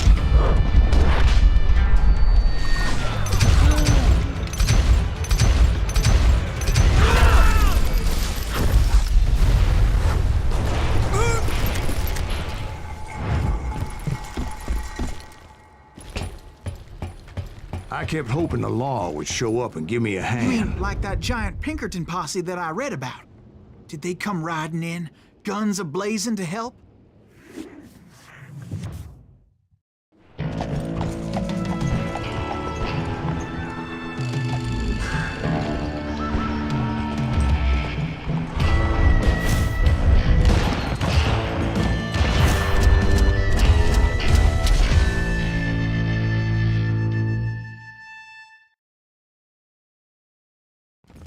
Help? From the Pinkertons? No, son. I had to fight the Wild Bunch all by my lonesome, as usual. Who the hell is that?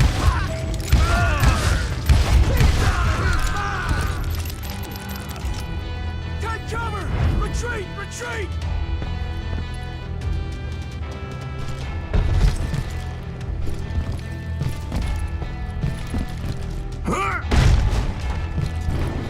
He's killing everybody!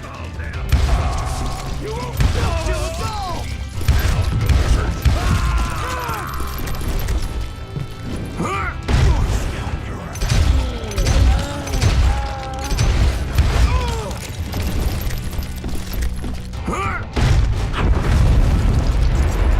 My guess is those dime novels didn't portray this as it happened, did they? Only a few stragglers were left. I had to cut them down pronto if I was going to stay on old Bob's trail.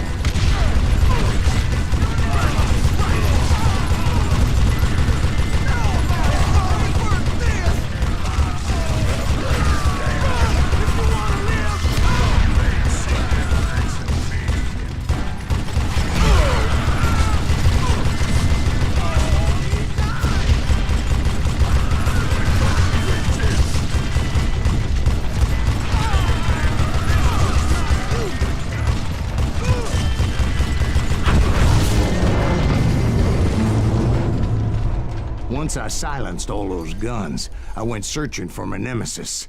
determined to finally have my justice. But the only survivor who welcomed me was George Flat-Nose Curry. Who was he? The fastest gun in the gang. Right after Sundance, I mean. And Kid Curry, and maybe Elsie Lay. Though some folks might dispute that.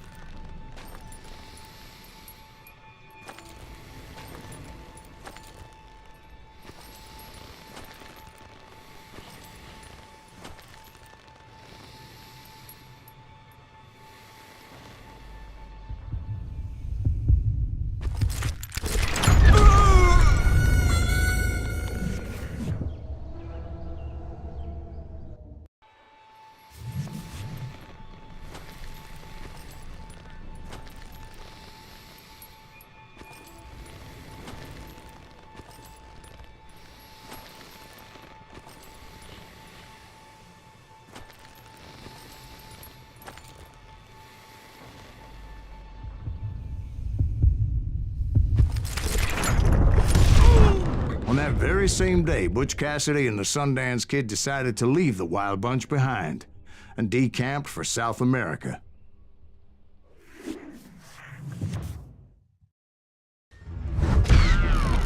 They ended up living down there for many years, but I'm sure you already know all about that.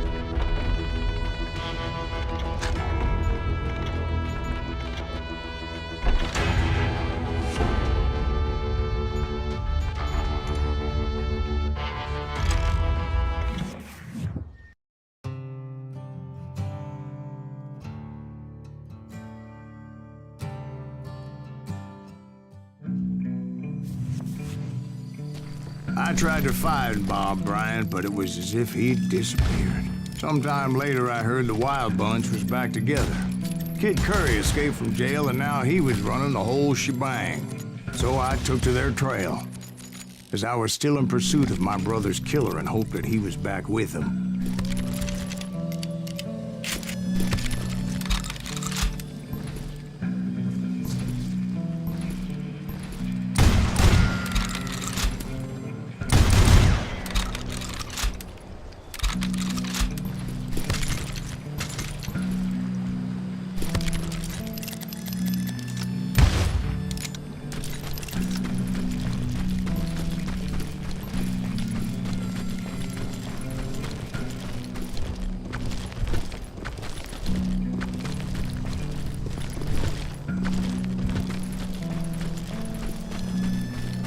That Kid Curry's kinda crazy, ain't he? Don't let him hear you say. Anyways, I tracked those boys to a camp right outside Parachute, Colorado.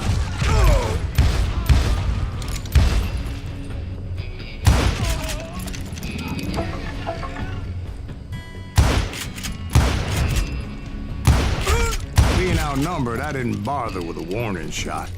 I just started taking those bastards down.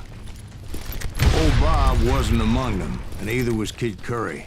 I could sense him close by, however, plotting something nasty. I just needed a clue as to their whereabouts. And I found one. A map with their bold plan clearly marked. This time they were fixing to blow up a train trestle. Property of the Union Pacific.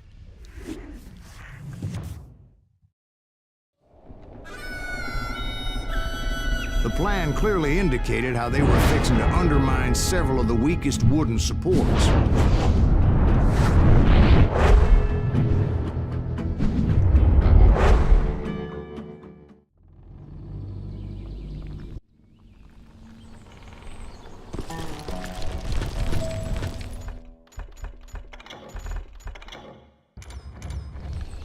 Kid Curry was considered the wildest of the Wild Bunch. It was said that he fathered 85 bastard children, though some say it was only 5. Kid Curry had bragged to a whore how he was gonna rob a train heading to the U.S. Mint in Denver. And that whore, Fat Sally, she told me the bridge was rigged with dynamite. So I decided I'd best be careful confronting those bastards. A moment later, I saw a ladder that somehow had escaped my attention. Don't you blow us up now. Don't worry, I know what I'm doing.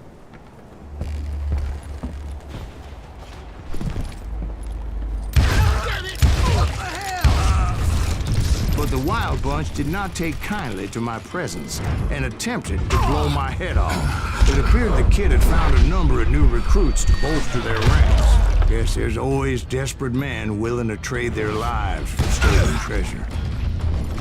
What happened next? Well, having removed the first bundle of dynamite, I decided I might as well remove the other one.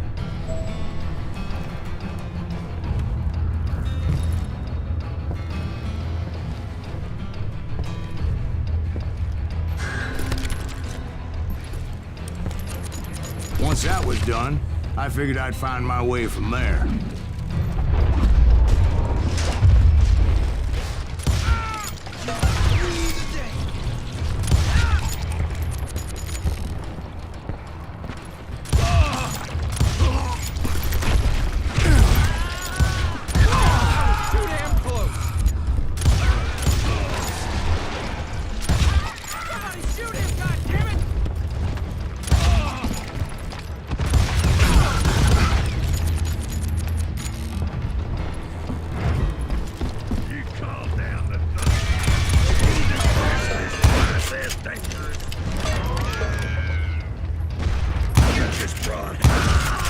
So, what happened then? Had to remove more of that damn dynamite.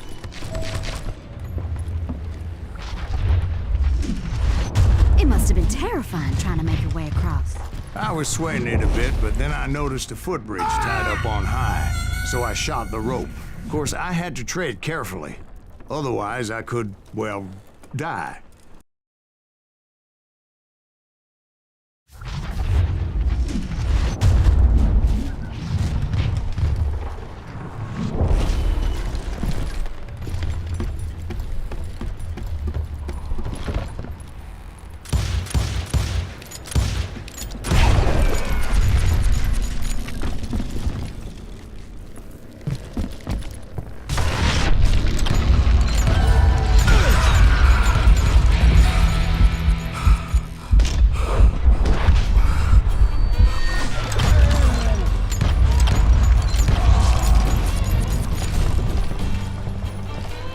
So that was all the dynamite? Funny you should mention that, darling. As actually, there was a fourth charge impeding my progress. Once I removed it, my path was pretty clear.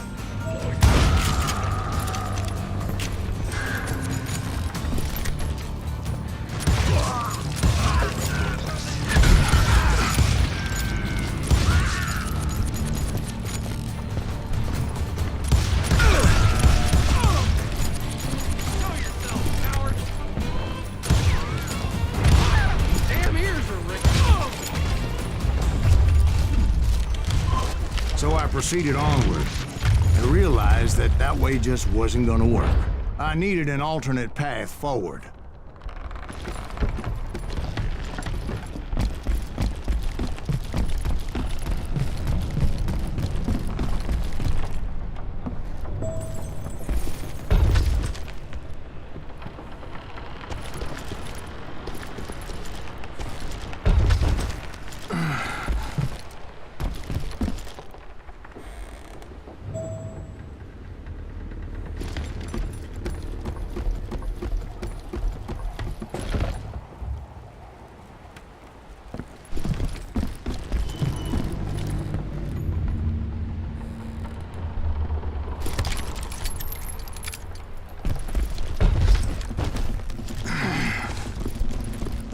Luckily, I found a cave, and as I made my way back to the bridge, I saw something that concerned me.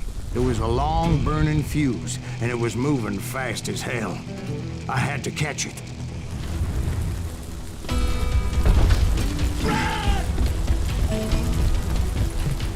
The burning fuse was so damn quick, I had to run like the wind.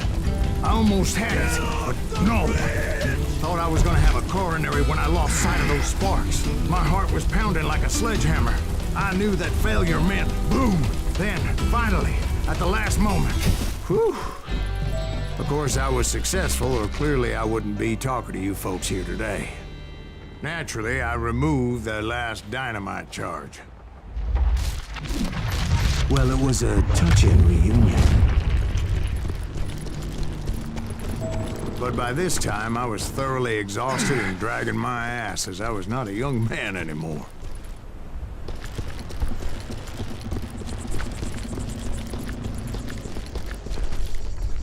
Kill that SOB! Finally, I found those boys. Or more precisely, they found me. He's crazy. Get Curry ass me. Not even a damn fruitcake!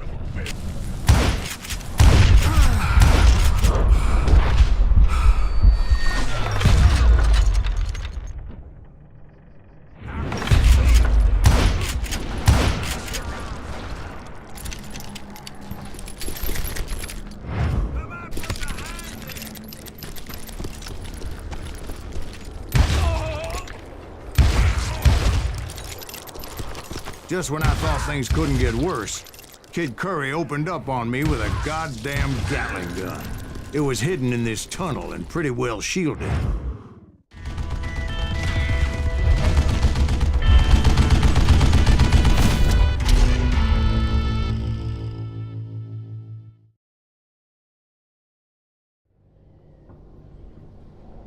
Better hide!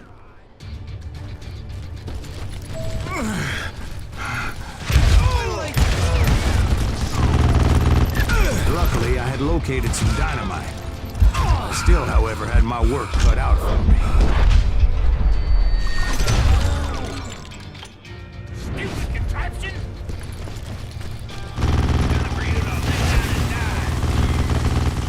Are you kidding me? God damn it, I need some help here!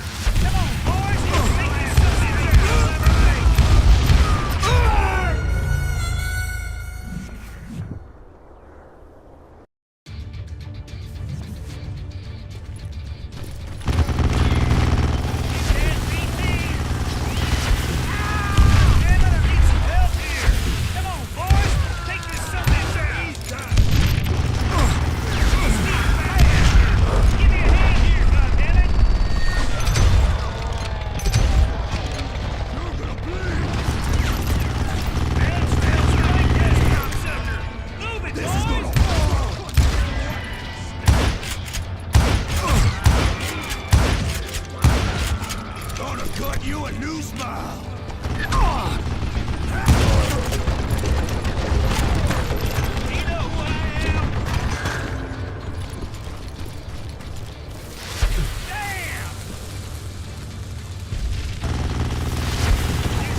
Eventually, I brought that tunnel down. And that's when I met Kid Curry himself.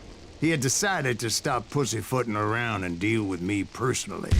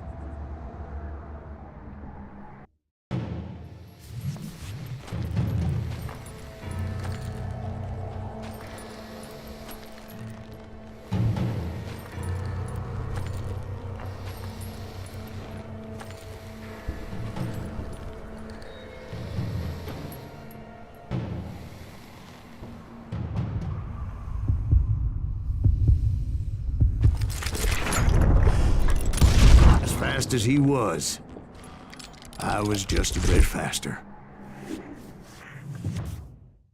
And as he lay wounded, I demanded to know the whereabouts of Roscoe Bob Bryant. He shouted at me. Is that what this is about? Bob went with Butch and Sundance to South America. You ain't never finding him.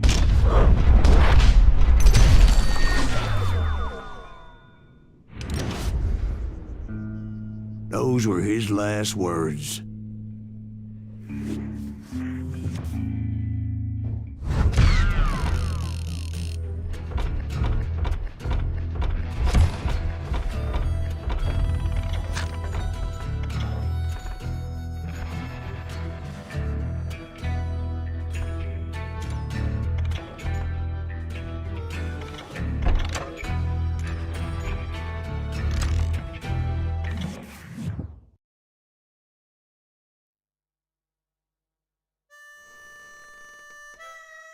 So, Bob Bryant got away?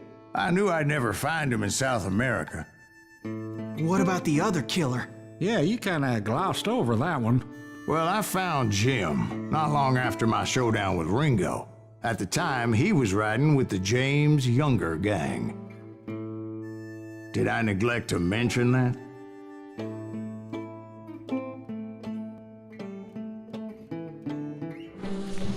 Jesse James?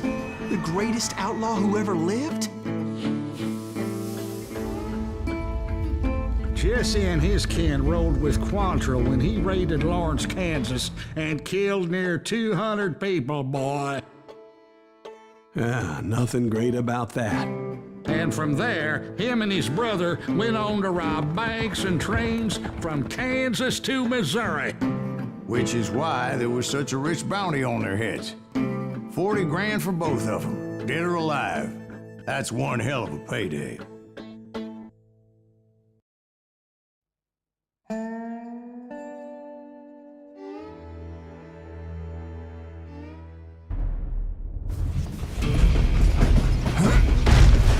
I confronted them as they were robbing a train. Bullets were flying at me from every which way. But I knew I'd have to fight my way forward if I was gonna find this Jim.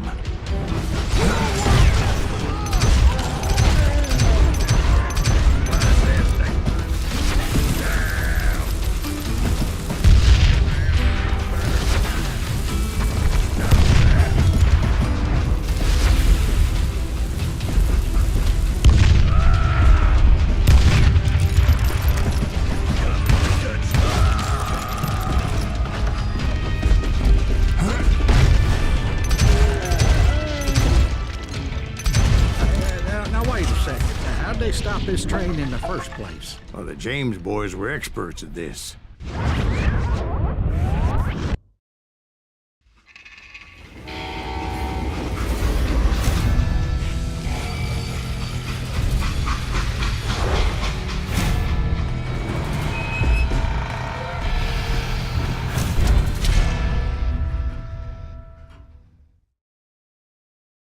They hopped a freight train, having heard there was a big payroll in the express safe. So, I hopped the same train.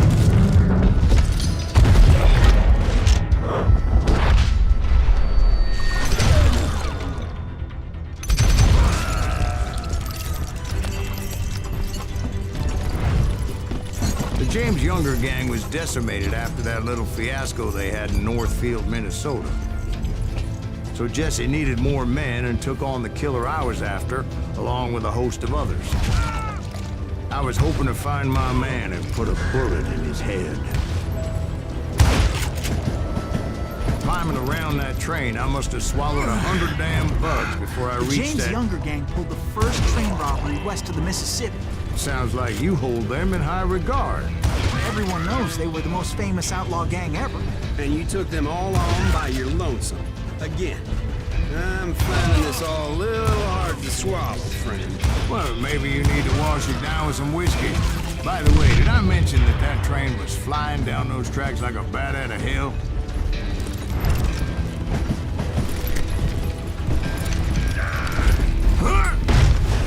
Anyway, excuse me, Ben. Where would I find the gentleman's facilities? Suddenly I have an urgent need to drain my one-eyed snake. Well, I've had more than a few drinks, and I've been sitting here for quite a spell. Right through there. Let me show I've you. never heard so much malarkey in my life. You think he's bullshitting us? You don't think he's Silas Greaves? I think he's just some old drunk looking for some free liquor.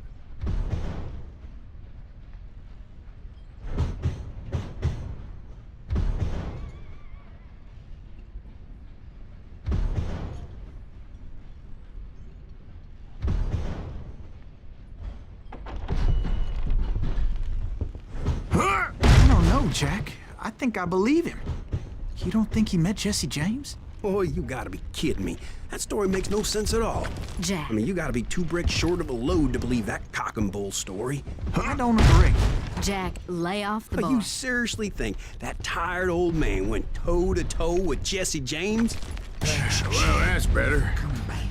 Did I mention that this Jim was married to the infamous Belle Starr? Of course, I didn't learn that until later.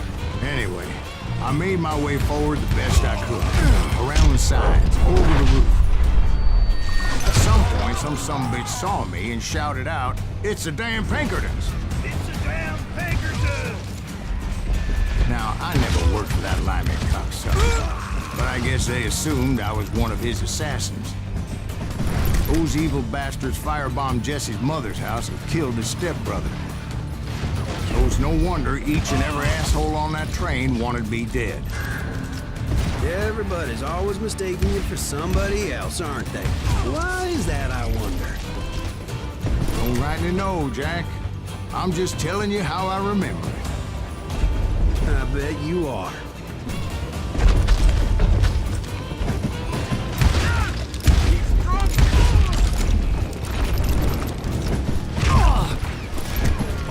You can't fight James, gang!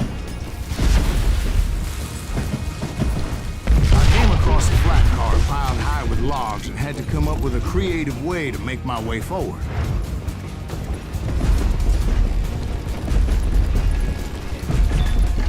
Right about then, I was attacked by some asshole on a Gatling gun. Yeah, seems like you run into a lot of them. Asshole? Gatling guns. Yes, I did. Now, I don't remember how I took it out. It was either a bullet or dynamite.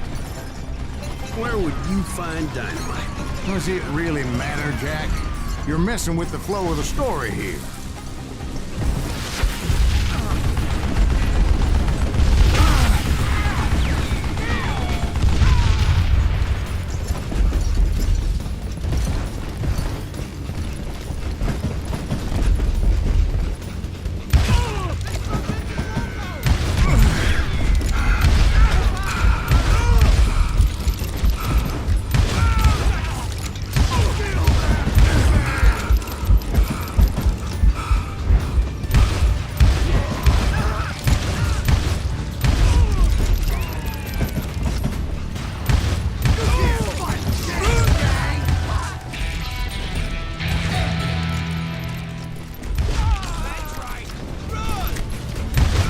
I was looking for Jim and shooting any son of a bitch stupid enough to get in my way.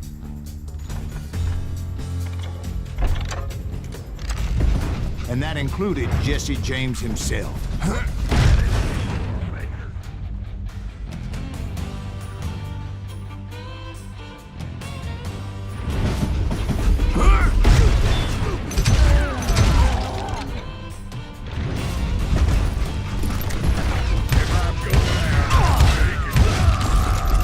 There sure were a lot of men determined to die that day.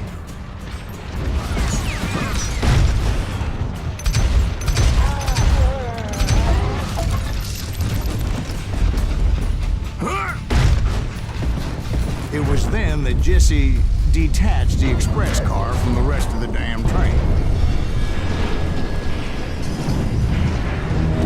I could see Jesse waiting for me, fixing to kill me so he could get away with all that money.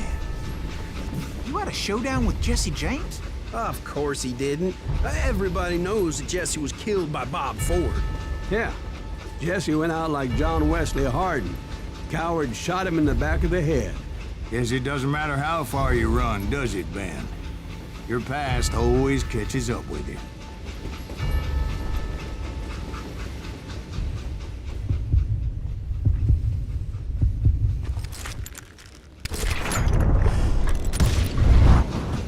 didn't kill Jesse James. Just wounded him bad enough to convince him to hang up his guns. What about that Jim fella? What happened to him? I figure he was up front with a gun to the engineer's head. That bastard slipped away again. I'll tell you how I got him. But first I need to wet my whistle.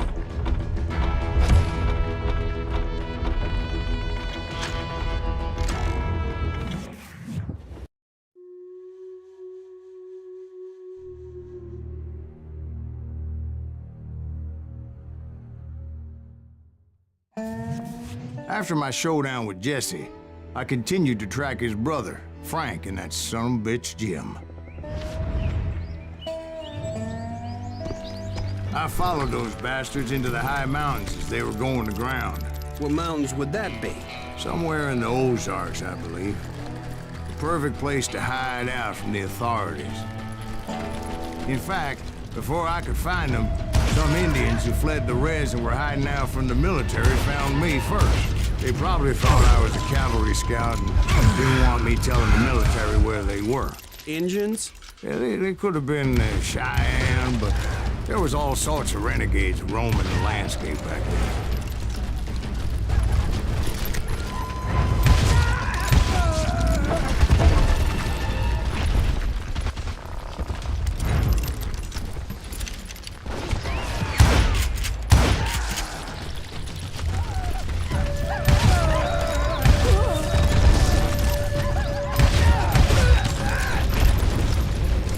Hey, how about another whiskey, Ben?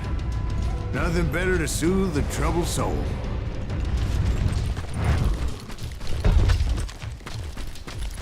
Now, where was I? Indians, right. I had more than my share of run-ins with the Red Man. Like that time... Did I tell you about Grey Wolf? Yes, sir. Ah, of course I did. In fact, I can still remember that old medicine man's words to me. Jesus Christ, we're back to that again? You carry great darkness in your heart. It will claim your soul. You will come to this place again and kill many more men, and the darkness will grow until it consumes everything you are.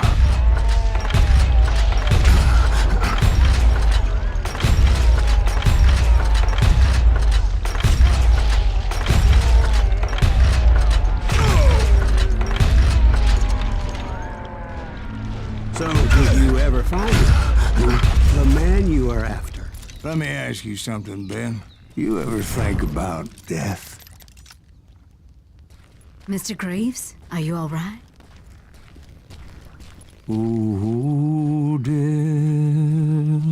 Oh, death. Won't you spare me over till another year? What is this that I can't see with ice cold hands taking hold of me? Well, I am death, none can excel. I'll open the door to heaven or hell.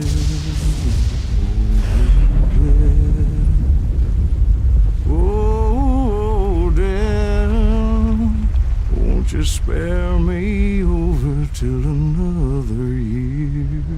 So, are you gonna answer the question? What question is that? Jim Reed. Did you ever find him? Reed was indeed that son-bitch's surname.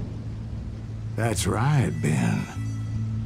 A despicable character. I remember him laughing like a hyena that cold morning they lynched me and my brothers.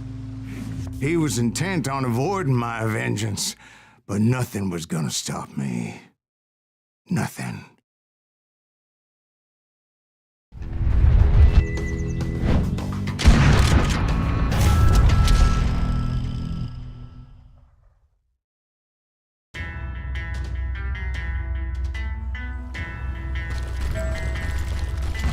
I finally did track those outlaws down.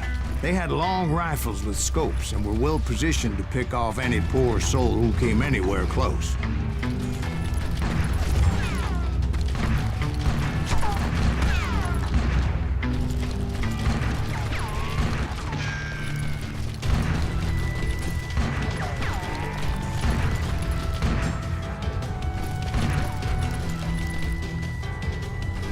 I'm guessing Frank James believed I was responsible for the demise of his brother Jesse. I couldn't really disagree with the man, as I thought Jesse was dead then as well. He backed off as I closed in on him, but he was still intent on killing me. And when I closed in on him again, he backed off again, looking for a better angle on me.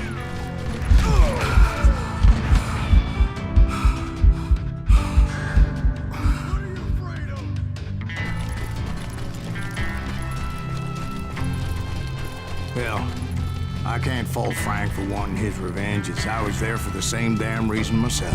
At this point, I'm guessing you think Silas Greaves is a worse murderer than Jim Reed ever was. No, sir. A man who spent half his life killing somebody's brothers, fathers, sons. I think you were just looking for justice, sir. Is that what I was looking for, Dwight? Is that what it was? Justice? Isn't that why you were hunting the James gang? The James gang. Right. I finally found Frank holed up in his mountain cabin, and he was determined to have me dead. Just one man. Put him down. It was a pitched battle that could have gone either way. Luckily, I had some dynamite in my possession. Dynamite? On your person? A few sticks, just in case. It's always good to be prepared. Right. I'm just laying out the facts as I remember them, Jack. And that old shack, well, it went tumbling right off that cliff. With Frank James still in it? Yes, sir. But Frank James is still alive, living in Missouri, showing folks around the family farm for 25 cents a tour. I didn't say he died in the fall, now did I?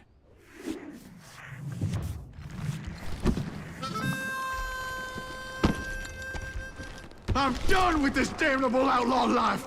Kill me, don't kill me, do what you will. At this point, I just don't give a shit.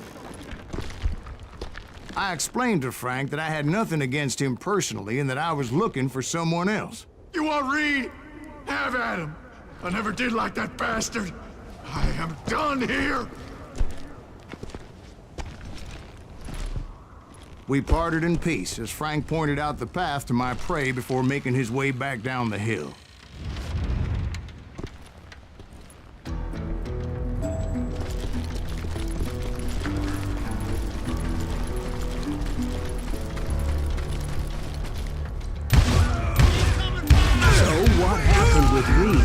Well, I finally found the last of the gang hiding in a nearby cave. First, I had to dispatch the lookouts.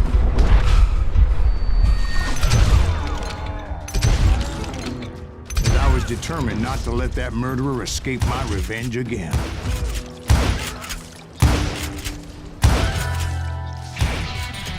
But rather than wander in willy-nilly, I decided it would be better to smoke that sumbitch out. "Hey, Reed!" I shouted. "No wonder you're so ornery. Can't be easy being married to Belle Starr. While you're off providing for the family, she's spreading her legs for every Tom, Dick, and Cole Younger. Not an attractive woman exactly, but very friendly. At least she was to me." Son of a bitch!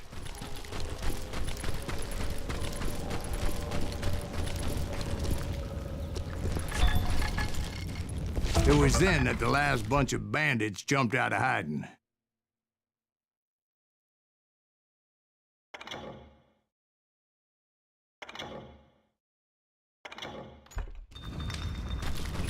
Why won't this asshole give up? Would someone please kill him?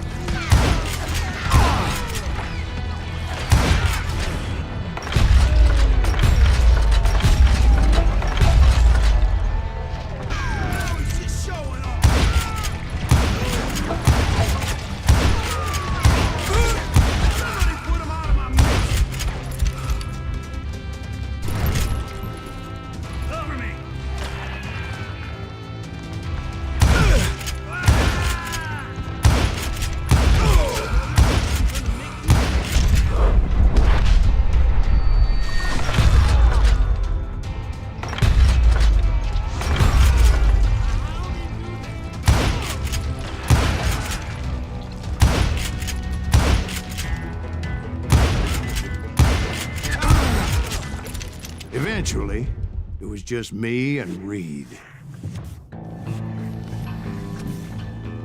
I had waited a long time to face him down, so I could repay him for what he did to my brothers.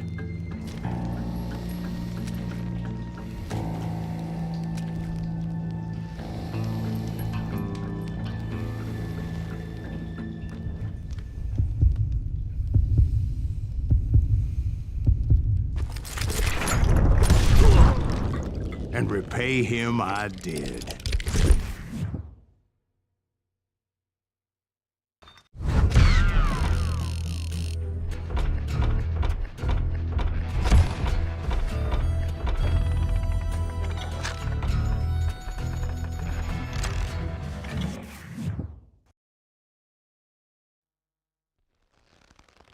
Well, I don't know about you boys, but I'm pretty beat. Well, it's too damn bad you never found that Bob character. Seems a shame you never had to pay. Well, funny thing about that, I did have one more chance at him.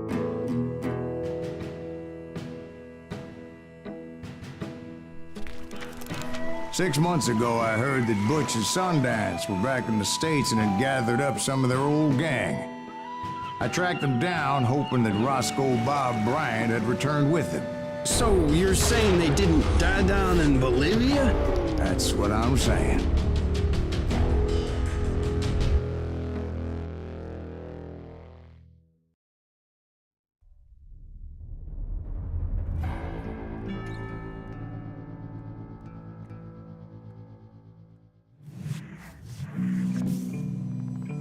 Years I had waited to get my hands on the last of my brother's killers.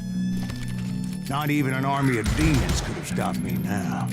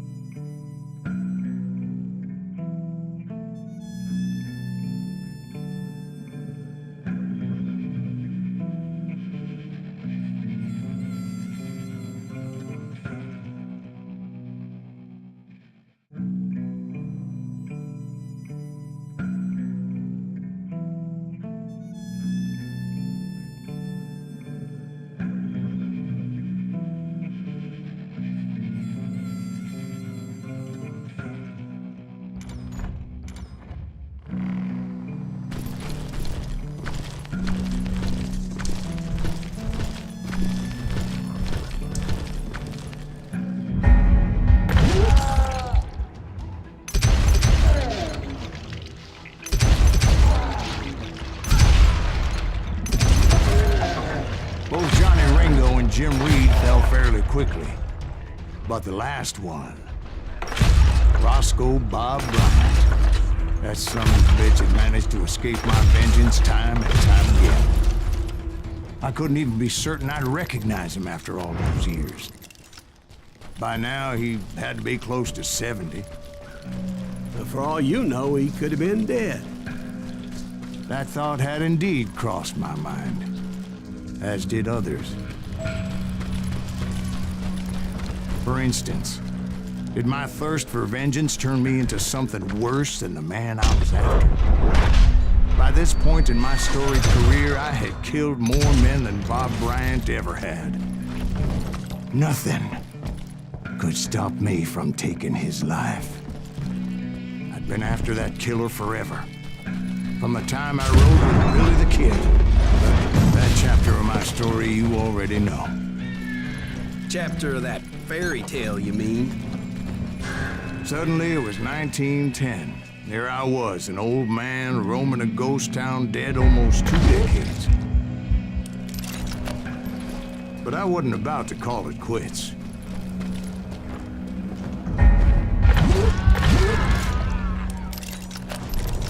Even though the ghosts of my dead brothers were begging me to end what I started so long ago.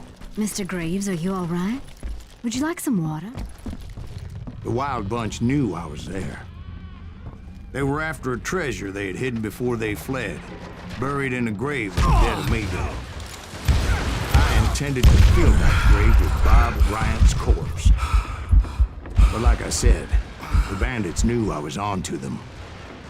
They lured me in and hit me with everything they had.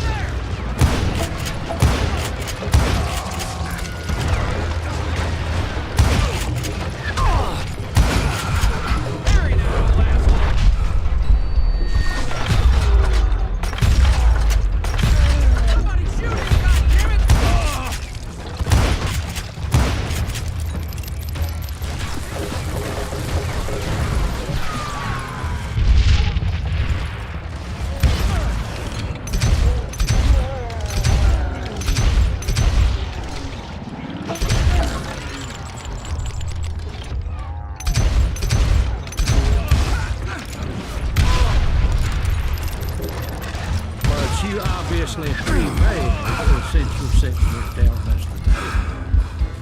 Actually, in that moment, I did not prevail. So I suppose we're talking to a ghost.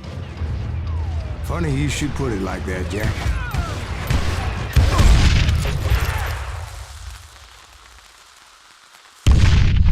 Because when I woke up...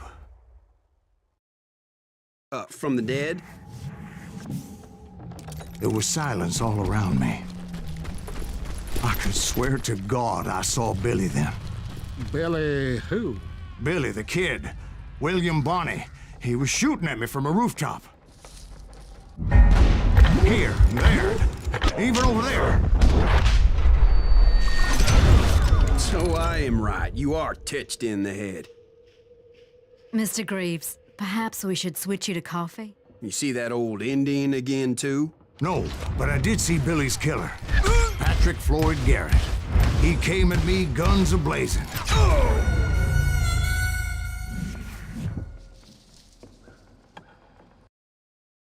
But I knew that old war horse had died 2 years before. I wondered if maybe I was dead too and confronting the ghosts of my past. Perhaps all my sins were coming back to haunt me and drag me down to perdition.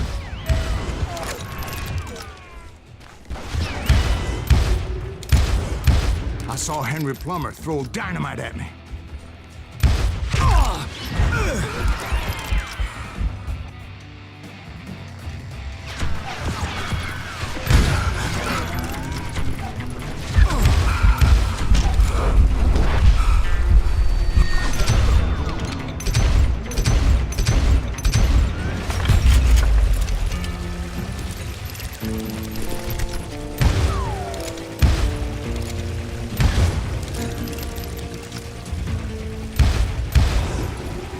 gates of the cemetery, I saw John Wesley Hardin, just like I remember him.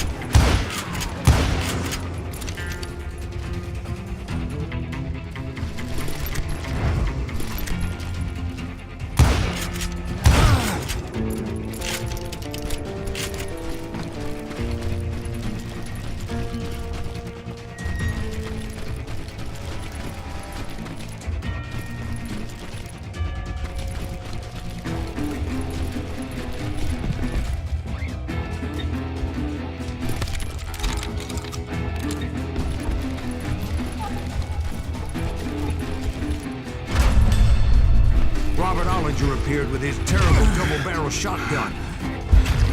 The old ghost army was stopping me. My father-in-law got hit with a fallen branch. He spent the rest of his life talking to dogs. Newman Hayes Clanton, William Brocious, John Peters Ringo, they all wanted me dead.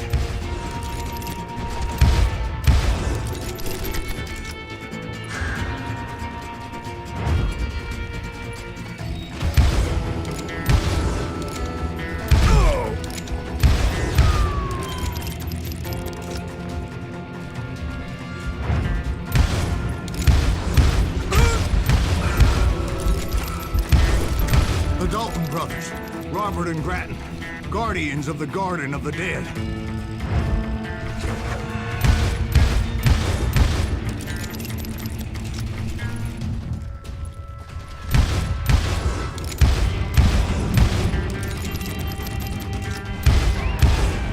George Curry and Harvey Logan, alias Kid Curry, both thirsty for vengeance from the great beyond.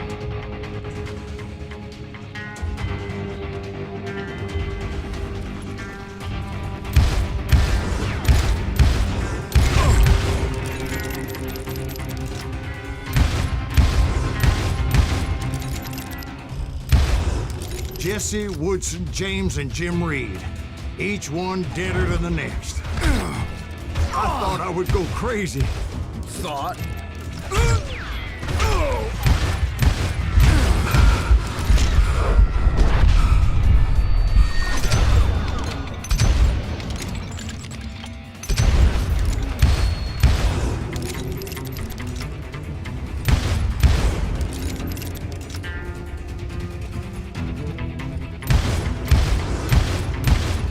Finally, I saw Harry Alonzo Longabaugh. The Sundance Kid?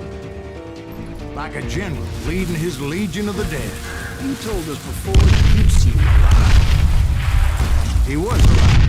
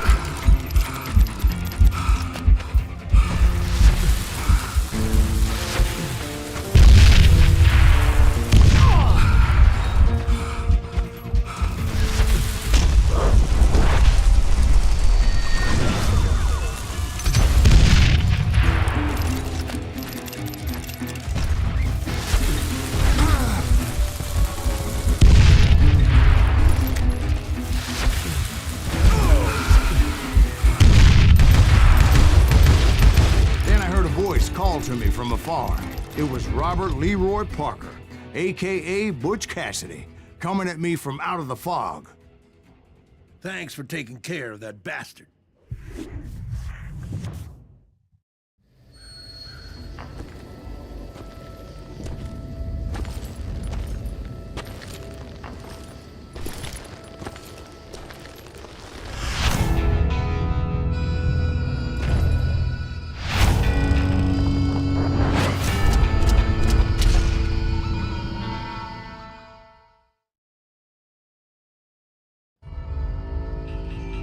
But the kid wasn't quite deceased. Not yet. Takes more than one little bullet to kill the likes of me, partner. Those two looked like they hadn't seen each other for quite a while. Clearly, they were no longer amigos. Shit. I was hoping I wouldn't have to kill you. You won't have to, Butch. I'm killing you first. I asked them about Bob Bryant, but they were too busy with their own heated conversation. Let me get this shit straight. You want my money and the love of my life? You frittered it all away, Butch. Eda's mine. So is that damn money. I didn't want to shoot anybody until I had an answer to my question, but those boys didn't give me much of a choice.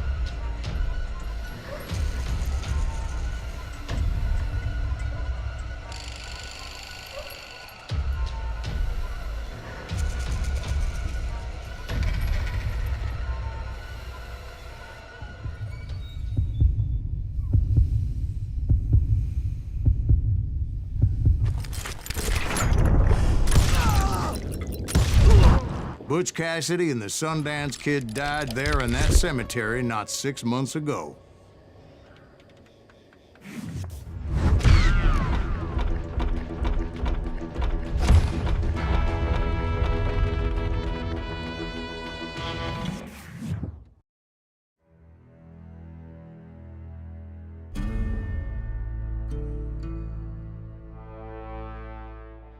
Butch Cassidy and the Sundance Kid were killed by the Bolivian army. Everybody knows that. That's the legend, but it ain't the truth. So, you never found Bob? There is no Bob. This old sumbitch ain't even Silas Greaves. Sir, is that true? Have you been pulling our legs this whole time? Well, not the whole time. Oh man, I think you've worn out your welcome here. Maybe you're right, Jack. maybe it's time to pay. You see, Ben, or should I say Bob, your past always catches up with you. I was a different man back then, crazy. Drinking, I changed my ways, I swear to you. If I could turn back the clock, But you can't, Bob.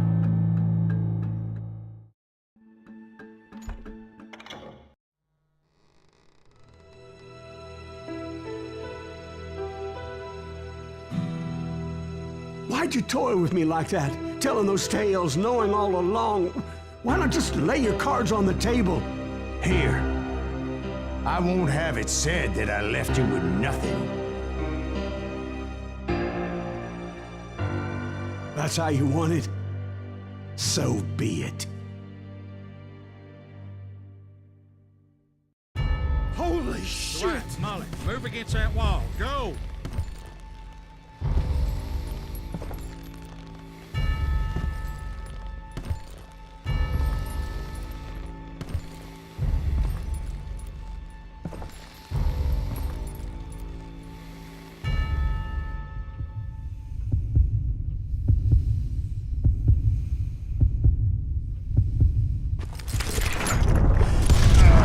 Oh my God!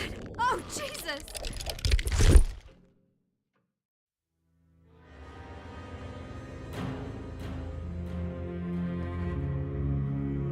Did you know it was him all along?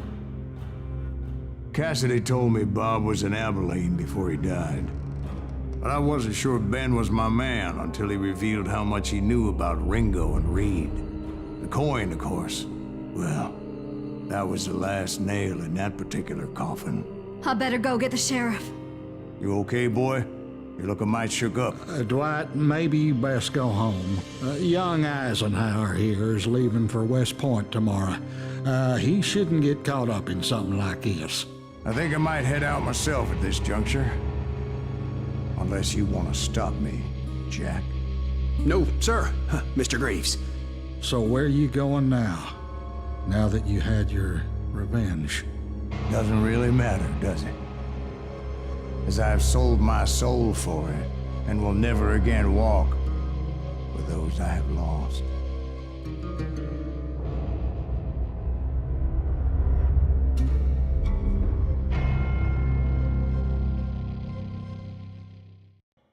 Ooh.